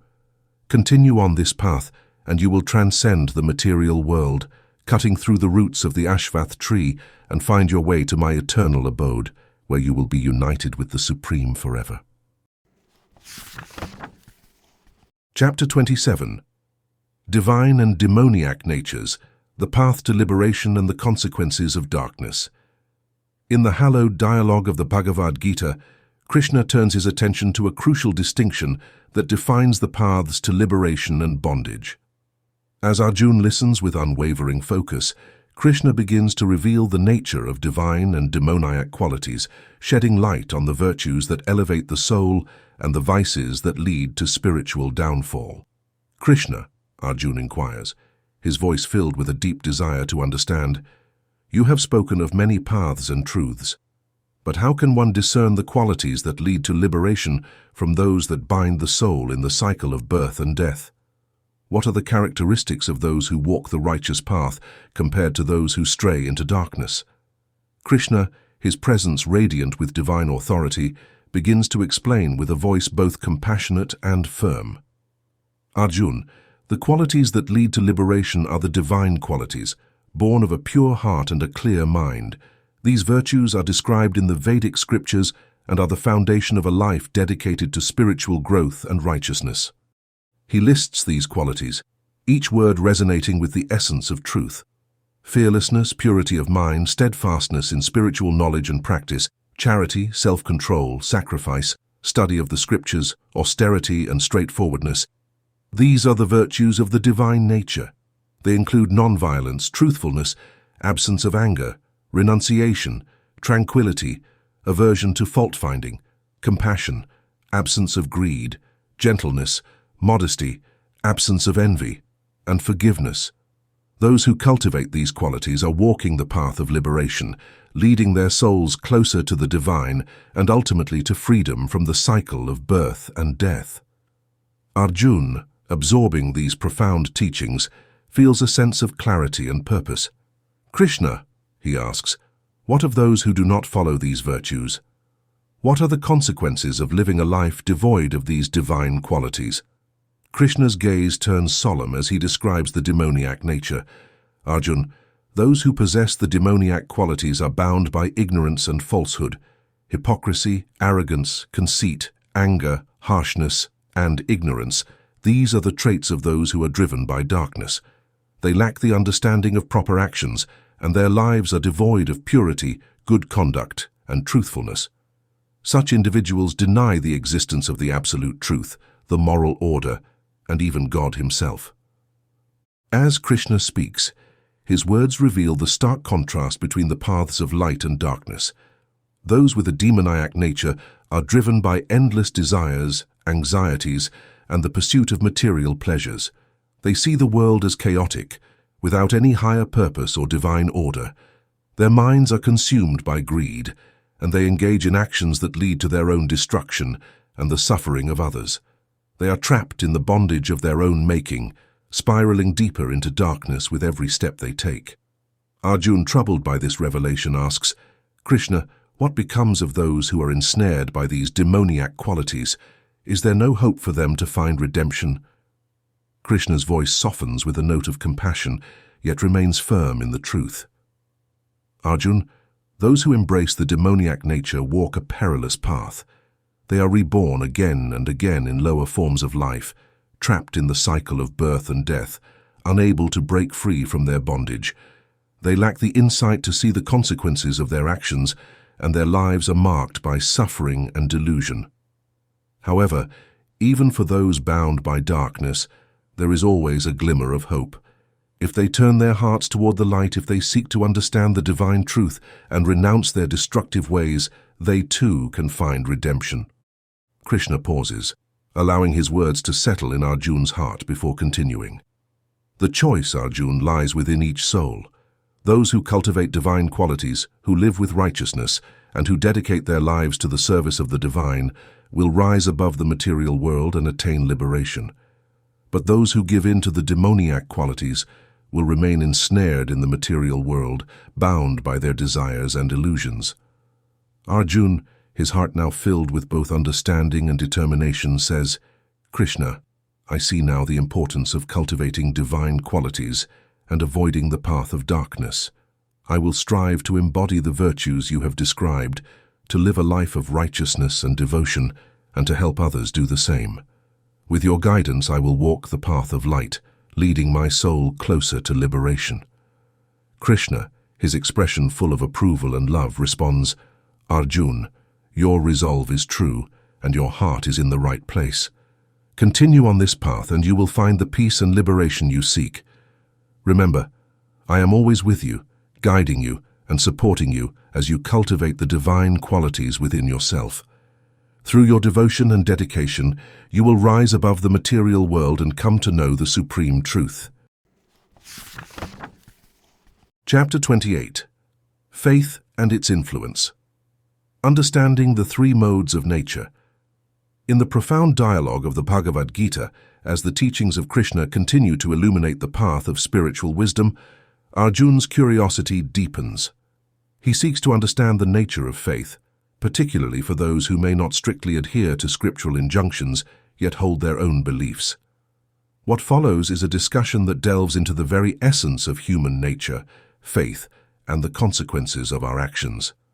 "Krishna," Arjun begins, his voice thoughtful and probing, "I have encountered many who, though they may disregard the teachings of the scriptures, still hold strong beliefs. What is the nature of their faith? How does it influence their lives and actions? Can such faith be true, or is it misguided?" Krishna, ever patient and wise, responds with a gentle yet profound tone. "Arjun, understand that every human being is born with innate faith. This faith is not uniform but varies in nature, shaped by the three modes of material nature: sattva, goodness; rajas, passion; and tamas, ignorance. The nature of one's faith is a reflection of their inner disposition and influences all aspects of their life, including their actions, choices, and preferences." Arjun listens intently, eager to grasp the subtle distinctions that Krishna is about to unfold. Krishna continues, "Those who are predominantly in the mode of goodness or sattva naturally incline towards worshipping the celestial gods, seeking purity, and adhering to the teachings of the scriptures. Their faith leads them to act in harmony with divine principles, and they find joy in knowledge, tranquility, and spiritual growth." Arjun nods, understanding that sattvic faith aligns closely with righteousness and spiritual wisdom. But his curiosity drives him further. "Krishna, what about those who are driven by passion or ignorance? How does their faith manifest in their actions and lives?" Krishna's gaze deepens as he explains, "Those in the mode of passion or rajas are driven by desire, ambition, and the pursuit of material pleasures. Their faith is reflected in their choices, such as the foods they prefer, spicy, salty and rich, foods that stimulate the senses but also cause pain, distress and disease. They are often drawn to rituals and sacrifices that promise material rewards, performing them with an eye on the outcomes rather than as acts of devotion. Arjun absorbs this, realizing that faith influenced by passion often leads to restlessness and dissatisfaction, as it is rooted in the temporary and the transient. Krishna then turns to the mode of ignorance, or tamas. Those in the mode of ignorance, Arjun, are bound by darkness, confusion and inertia. Their faith is misdirected, leading them to prefer foods that are overcooked, stale, putrid and impure, foods that dull the mind and body. They may engage in sacrifices, but these are performed without understanding, often with indifference or even cruelty, and without any regard for the true purpose of the act. Arjun, now seeing the full spectrum of how faith manifests, asks, Krishna, what of the sacrifices and rituals that people perform? How do these modes influence the nature and outcome of such acts? Krishna's expression softens with the wisdom of ages as he replies, Arjun, sacrifices performed in accordance with scriptural injunctions, done with sincerity, and without any expectation of reward, are in the mode of goodness. These sacrifices purify the heart and lead one closer to the divine. However, sacrifices performed with the intent of gaining something material, or with selfish motives, fall under the mode of passion. They may bring temporary rewards, but bind the soul more deeply to the cycle of desire and attachment.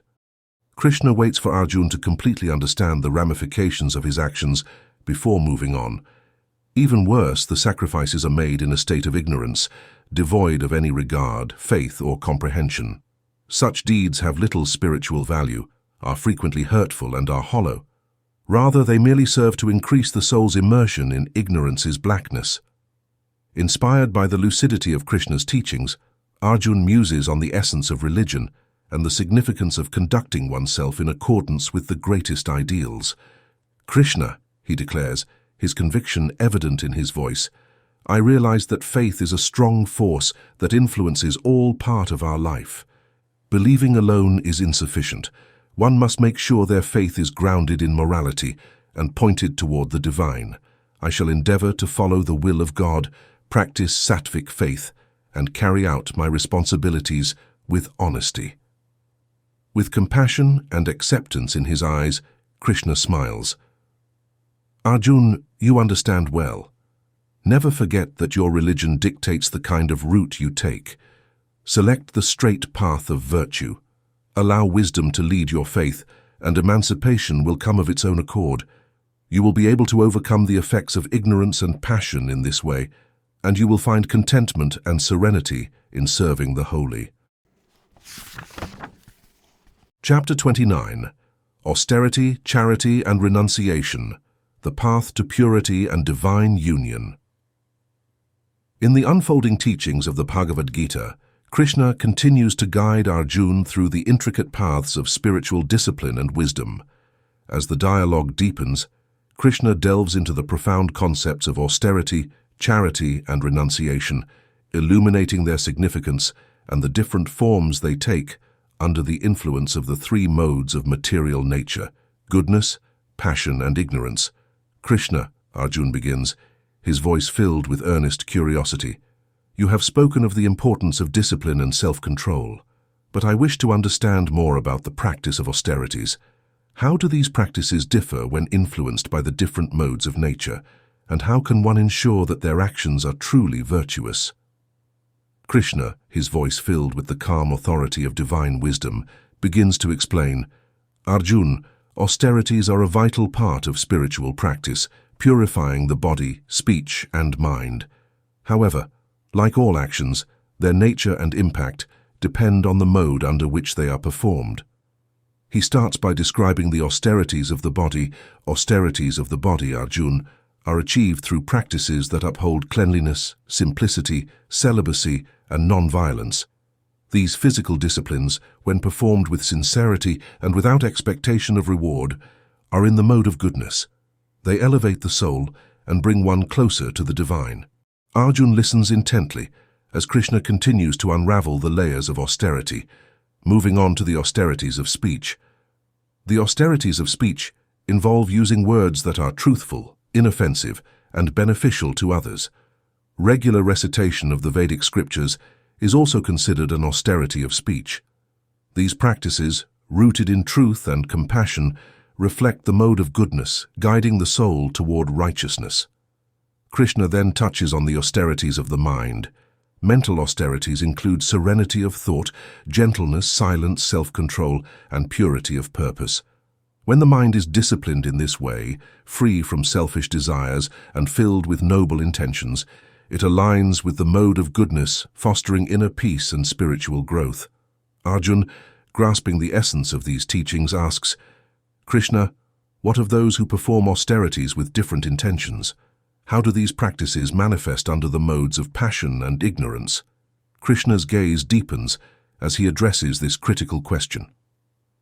Arjun, austerities performed with the desire for honor, recognition, or material gain fall under the mode of passion.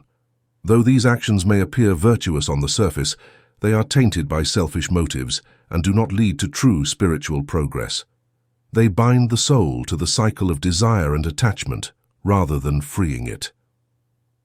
He continues, worse still are the austerities performed in the mode of ignorance, those carried out with harm to oneself or others, or those done out of superstition or stubbornness. Such actions are misguided and destructive, leading the soul further into darkness and delusion. Arjun reflects on these words, understanding the need to purify his intentions and align his actions with the highest principles. Krishna, he asks, what about the practice of charity? How does it vary under these modes, and how can one ensure that their giving is truly virtuous? Krishna's expression softens with compassion as he explains, charity, like austerity, is an essential act of virtue, but its value depends on the mode in which it is given. Charity given selflessly, at the right time and place, to a worthy person, and without any expectation of return, is in the mode of goodness. This kind of giving purifies the heart and leads to spiritual growth. He then contrasts this with the other modes. Charity given with the expectation of something in return, or out of a desire for recognition, is in the mode of passion. It does not bring the same spiritual benefits, and instead fosters attachment and ego. Charity given in the mode of ignorance is done without respect or concern for the recipient's needs, or at an inappropriate time and place. Such charity is not only ineffective, but also harmful. Krishna's teachings resonate deeply within Arjun, who begins to see the intricate web of intentions and outcomes that define human actions. Seeking further clarity, Arjun asks, Krishna, you have also spoken of the importance of renunciation. How does one truly practice renunciation, and what is its role in spiritual life? Krishna's voice takes on a tone of solemnity as he reveals the essence of renunciation. Arjun, true renunciation involves giving up actions that are motivated by selfish desires and relinquishing attachment to the fruits of all actions. However, acts of sacrifice, charity, and penance should never be abandoned. These acts are purifying, even for the wise, and contribute to the upliftment of the soul. The key is to perform these actions without any expectation of reward, dedicating them to the divine. He adds, the sacred syllables Om Tat Sat represent the supreme absolute truth and are essential during acts of sacrifice, charity, and penance. These syllables sanctify the actions, ensuring that they are aligned with the highest spiritual principles. Arjun, filled with a deep sense of understanding and reverence, responds, Krishna, I see now that the purity of intention is what elevates our actions and leads to true spiritual progress. I will strive to perform all my duties, sacrifices, and acts of charity with a pure heart, free from selfish desires and dedicated to the divine. Krishna, his eyes filled with approval and infinite love, replies, Arjun, your resolve is true. Continue on this path, and you will find the peace and liberation you seek. Remember, True renunciation is not about abandoning the world, but about letting go of attachment and acting with a heart full of devotion. In this way you will rise above the modes of nature and attain union with the Supreme. Chapter 30. Understanding True Renunciation, the 5 Factors of Action and the Path to Liberation.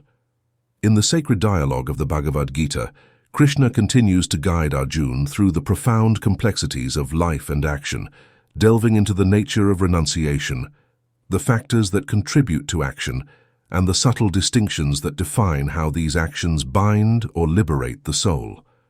As the teachings unfold, Arjun listens with rapt attention, eager to absorb every word. He understands that mastering these concepts is key to navigating the challenges that lie ahead, both on the battlefield of Kurukshetra and in the broader journey of life. Krishna, Arjun begins, his voice filled with earnest inquiry, you have spoken of the importance of performing one's duties, but I wish to understand more about renunciation. How can one truly renounce while still fulfilling their responsibilities? What does it mean to give up attachment to the fruits of action? Krishna, ever patient and wise, responds with a voice that carries the weight of eternal truth. Arjun, true renunciation is not about abandoning your duties or responsibilities. It is about performing them with a heart free from attachment to the results. Prescribed duties, especially those aligned with righteousness and the greater good, should never be abandoned. To give up duties out of discomfort or a desire to avoid trouble is not true renunciation. It is renunciation in the mode of passion, driven by self-interest. Arjun nods, beginning to see that renunciation is a matter of the heart and mind rather than a withdrawal from life's responsibilities. Krishna continues, true renunciation, Arjun, is when you perform your duties without being attached to their outcomes. You act with dedication, but you remain unattached to success or failure, praise or criticism. This is renunciation in the mode of goodness, which purifies the soul and leads to liberation. Krishna then introduces the concept of the 5 factors that contribute to all actions, a profound teaching that reveals the interconnectedness of life and the divine forces at play. Arjun, Krishna explains, every action has 5 contributing factors. The body, the doer, which is the soul, the senses, the efforts made, and divine providence. These 5 factors work together to bring about any action. Understanding these factors is crucial, for when you recognize that it is not solely you, the doer, who is responsible for the outcome, you begin to free yourself from the ego of being the sole agent. Arjun listens closely, realizing the profound implications of this teaching. Krishna, if all actions are influenced by these 5 factors, how does one avoid becoming bound by them? How can one act without being entangled in the results? Krishna's gaze softens as he provides clarity. Arjun, those who understand these 5 factors and are free from the ego of being the doer are not bound by their actions. They see that while they must act, they are but one part of a larger divine process. When you act with this understanding, with knowledge of the interconnectedness of all things and without attachment, you are not entangled in the web of karma. He continues, knowledge, the object of knowledge, and the knower. These are the 3 factors that induce action. Actions themselves are distinguished according to the 3 modes of material nature: goodness, passion, and ignorance. The mode in which you act determines the nature of your actions and their effects on your soul. Arjun, keen to grasp the nuances of these modes, asks, Krishna, how do these modes influence our actions? What are the characteristics of actions performed in goodness, passion, and ignorance?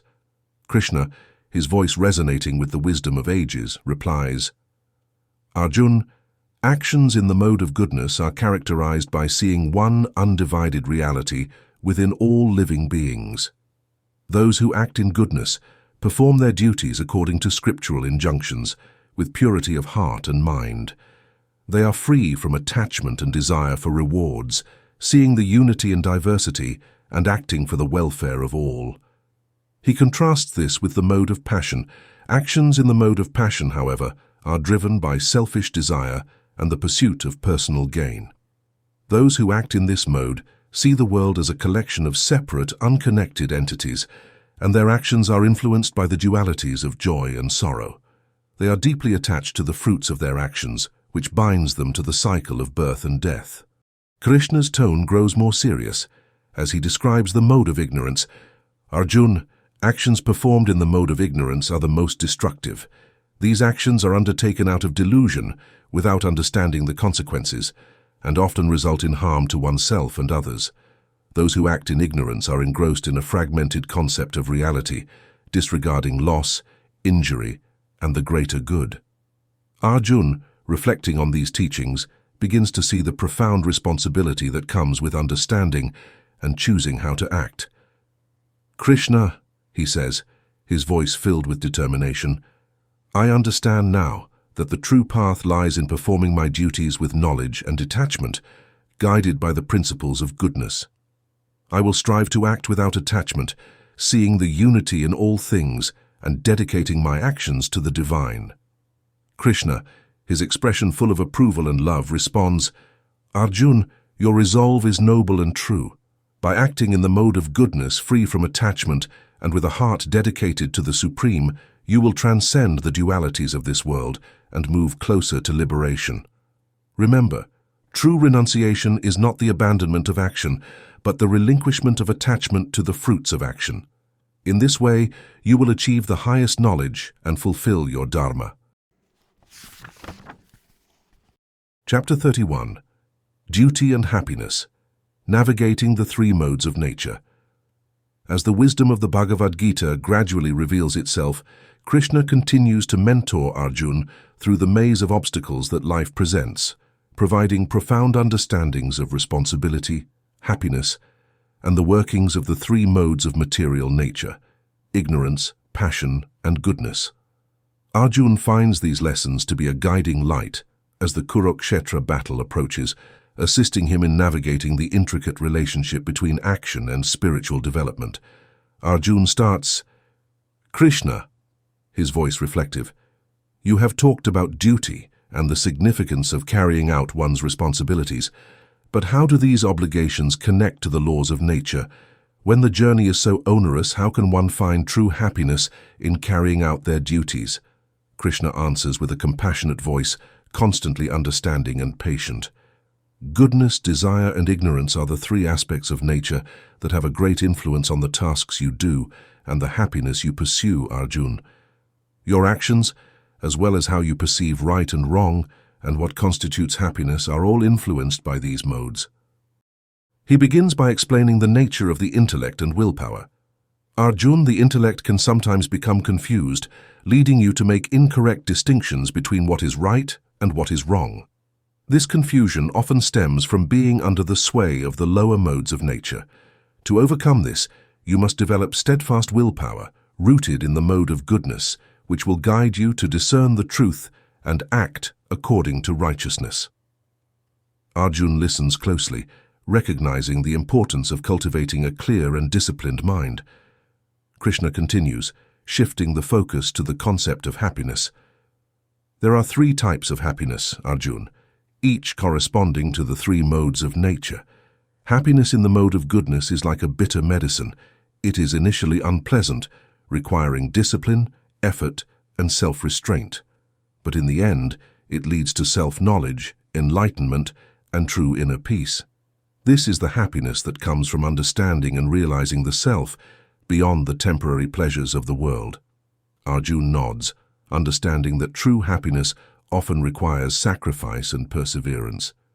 "And what of the other types of happiness, Krishna?" he asks, eager to comprehend the full spectrum. Krishna's tone deepens as he describes the other modes. "Happiness in the mode of passion is derived from sensory pleasures, the joy that comes from indulging in desires, from the thrill of success, or the gratification of the senses. It is sweet in the beginning, but it ultimately leads to suffering, for it is fleeting and leaves the soul wanting more. Such happiness binds you to the cycle of desire and attachment, and in the end, it brings more sorrow than joy." Arjun reflects on this, recognizing how often he has been drawn to the allure of immediate gratification, only to be left feeling empty afterward. Krishna then addresses the lowest mode. "Happiness in the mode of ignorance is the most deluding. It arises from sleep, indolence and negligence, those moments when you are lost in inertia, avoiding your duties, and seeking refuge in ignorance. This happiness is the most deceptive, for it brings no real joy, only further binds the soul in darkness and delusion. Arjun feels a deep understanding growing within him as Krishna's words resonate with the truth of his own experiences. Krishna, he asks, how do these modes influence our duties? How can one rise above the lower modes and perform their duties in a way that leads to true fulfillment? Krishna's gaze is steady, filled with both love and wisdom as he answers, Arjun, every living being is influenced by these modes, and your natural duties are determined by the qualities that are predominant within you, not by birth, but by your inherent nature. To attain perfection, you must fulfill your natural duties, for it is through these that you worship the Creator and align yourself with the divine will. He continues, performing your own duty, even if it is imperfect, is better than performing another's duty perfectly. Your duty is your path, tailored to your nature, and it is through embracing it that you grow and evolve. Do not be swayed by the allure of what seems easier or more rewarding in the short term. True perfection comes from dedication to your own path, from the cessation of actions motivated by desire and by being firmly fixed in transcendental knowledge. Arjun, moved by Krishna's guidance, begins to see the importance of embracing his own path, no matter how difficult it may seem. Krishna, he says with determination, I will strive to fulfill my duties, to rise above the lower modes, and to seek happiness that is rooted in goodness. I see now that true fulfillment comes from following my own path and dedicating my actions to the divine. Krishna smiles, his expression full of approval and divine love. Arjun, your resolve is noble. Remember that by performing your duties with detachment, free from selfish desires, and by cultivating the knowledge of the self, you will rise above the modes of nature. You will attain perfection and move closer to the Supreme. This is the path to liberation, where you will find eternal peace and union with the divine. Chapter 32. The Path to Union with the Absolute, Devotion, Purity, and the Sacred Duty of Knowledge. In the sacred dialogue of the Bhagavad Gita, as the teachings unfold in the midst of the battlefield, Krishna imparts wisdom to Arjun that transcends the immediate conflict, guiding him toward the eternal truths that lie at the heart of existence. This chapter reveals the qualities and actions that align a person with the absolute truth, known as Brahman, and offers the path to ultimate peace and liberation. Krishna, Arjun begins, his voice filled with reverence and a deep longing to understand, you have revealed so much to me, guiding me through the complexities of duty, action, and the modes of nature. But now I wish to know what are the qualities and actions of a person who is truly fit for union with the absolute truth. How can one attain this supreme state of being? Krishna, his presence radiating divine serenity, responds with a voice that is both gentle and profound. Arjun, the path to union with the absolute truth, with Brahman, is not an easy one, but it is attainable for those who are dedicated and pure in heart. A person who is fit for such union must abandon attachment to sensory objects, for these objects only bind the soul to the material world. Through the practice of dispassion, one becomes free from the desires that lead to suffering. Krishna's words begin to paint a picture of the ideal seeker, one who has transcended the limitations of worldly desires. This person, he continues, is free from egotism, the false sense of self that separates the individual from the divine. They are also free from violence, arrogance, and selfishness, which are the roots of conflict and disharmony. Instead, they cultivate a mental serenity, a calmness that is unshaken by the turmoil of the world, and they devote themselves fully to me. Arjun listens closely, his heart and mind open to the wisdom being shared. Krishna, he asks, how does one cultivate such devotion? How does loving devotion lead to the realization of the absolute truth? Krishna's gaze softens with compassion as he explains, Arjun, loving devotion, bhakti, is the key to knowing the absolute truth. It is through pure, unalloyed devotion that one comes to truly know me and the nature of Brahman. When your heart is fully surrendered, When every thought, word, and action is dedicated to me, you transcend the ego and the limitations of the material world. It is in this state of surrender that you attain perfect peace and the eternal abode, where you are united with the divine forever. Arjun, moved by the clarity of Krishna's words, feels a deep sense of purpose and direction. "Krishna," he says with conviction, "I will dedicate my every action to you, surrendering myself fully to your divine will. I see now that it is only through this path of devotion that I can attain the highest truth and the ultimate peace."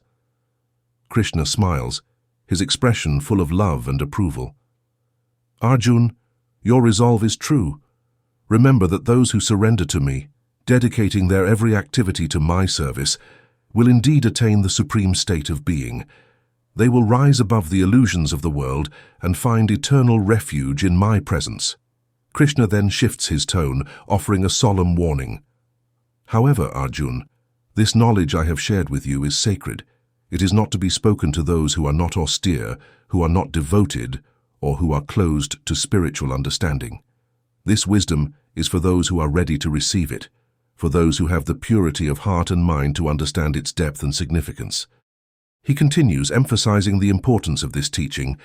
"Those who study and teach this sacred dialogue, who share these eternal truths with others in the right spirit, are performing a great service. They are most dear to me, for they are spreading the light of knowledge and guiding others toward the path of liberation. Such teachers and students are blessed, and they will attain the highest realms of existence." Arjun, understanding the gravity of Krishna's words, bows his head in respect. "Krishna," he says, "I will honor this knowledge and share it only with those who are worthy. I see now the importance of wisdom and devotion in attaining the absolute truth, and I am committed to following this path with all my heart." Krishna, his expression serene and filled with divine grace, concludes, "Arjun, you have understood well. Walk this path with faith and devotion, and you will surely attain the supreme truth. Remember, the path to Brahman is one of dedication, purity, and unwavering love. Through this, you will find the eternal peace that lies beyond the transient world." Chapter 33. Sanjay's Reverence, the Sacred Dialogue and the Triumph of Righteousness. In the sacred narrative of the Bhagavad Gita, the dialogue between Lord Krishna and Arjun is recounted by Sanjay, who has been granted divine vision to witness and narrate the events unfolding on the battlefield of Kurukshetra. As Sanjay reflects on the profound conversation between the Supreme Lord and the valiant warrior, he is overcome with awe, reverence, and a deep sense of joy. Sanjay begins to speak, his voice filled with a blend of astonishment and gratitude. "O King Dhritarashtra, what I have witnessed today is beyond anything I could have ever imagined. The dialogue between Lord Krishna and Arjun is not merely a conversation. It is a revelation of the deepest truths of existence, a supreme and secretive yoga taught by the Lord of Yoga himself." He pauses as if reliving the moment, his heart swelling with the memory of the divine exchange. "As I recount this sacred dialogue, I am filled with unending joy and wonder. Every word spoken by Krishna, every question posed by Arjun, resonates with the essence of truth and the wisdom of the ages. The teachings of Krishna are like a beacon of light, guiding not just Arjun, but all of humanity toward the path of righteousness and liberation." Sanjay says, "And how can I forget the moment when Krishna revealed his cosmic form to Arjun? His eyes shine with the light of divine realization. A vision that will stay carved in my soul for all eternity is the sight of the cosmos enclosed within the body of the Supreme Lord, the past, present, and future, all woven into the fabric of his being. It serves as a reminder of Krishna's omnipotence and grandeur, who is the source and the culmination of all things." Sanjay's voice quivers with passion as he talks, expressing the deep effect the vision has had on him. "O King, there is an endless feeling of luxury, triumph, wealth, and righteousness when Krishna and Arjun are on this battlefield. How could Arjun's just war be anything but a success with Krishna, the Almighty, leading the way? Their marriage is the perfect example of both human bravery and divine intent, and it gives me hope for the future." He pauses once again, his voice growing softer as he considers the gravity of what he has seen. "The biggest gift of my life is that I got to see this holy conversation. As I tell it, I can't help but feel ecstatic, because it's more than just a tale. It's a living truth that will continue to uplift and direct countless individuals on their path to the divine." Sanjay's words are filled with reverence as he concludes, "O King, know this. As long as Krishna and Arjun stand together, there can be no defeat, no despair. They are the embodiment of Dharma, and their actions will bring about the triumph of righteousness. In their presence, the world is blessed, and the path to salvation is illuminated for all who seek it."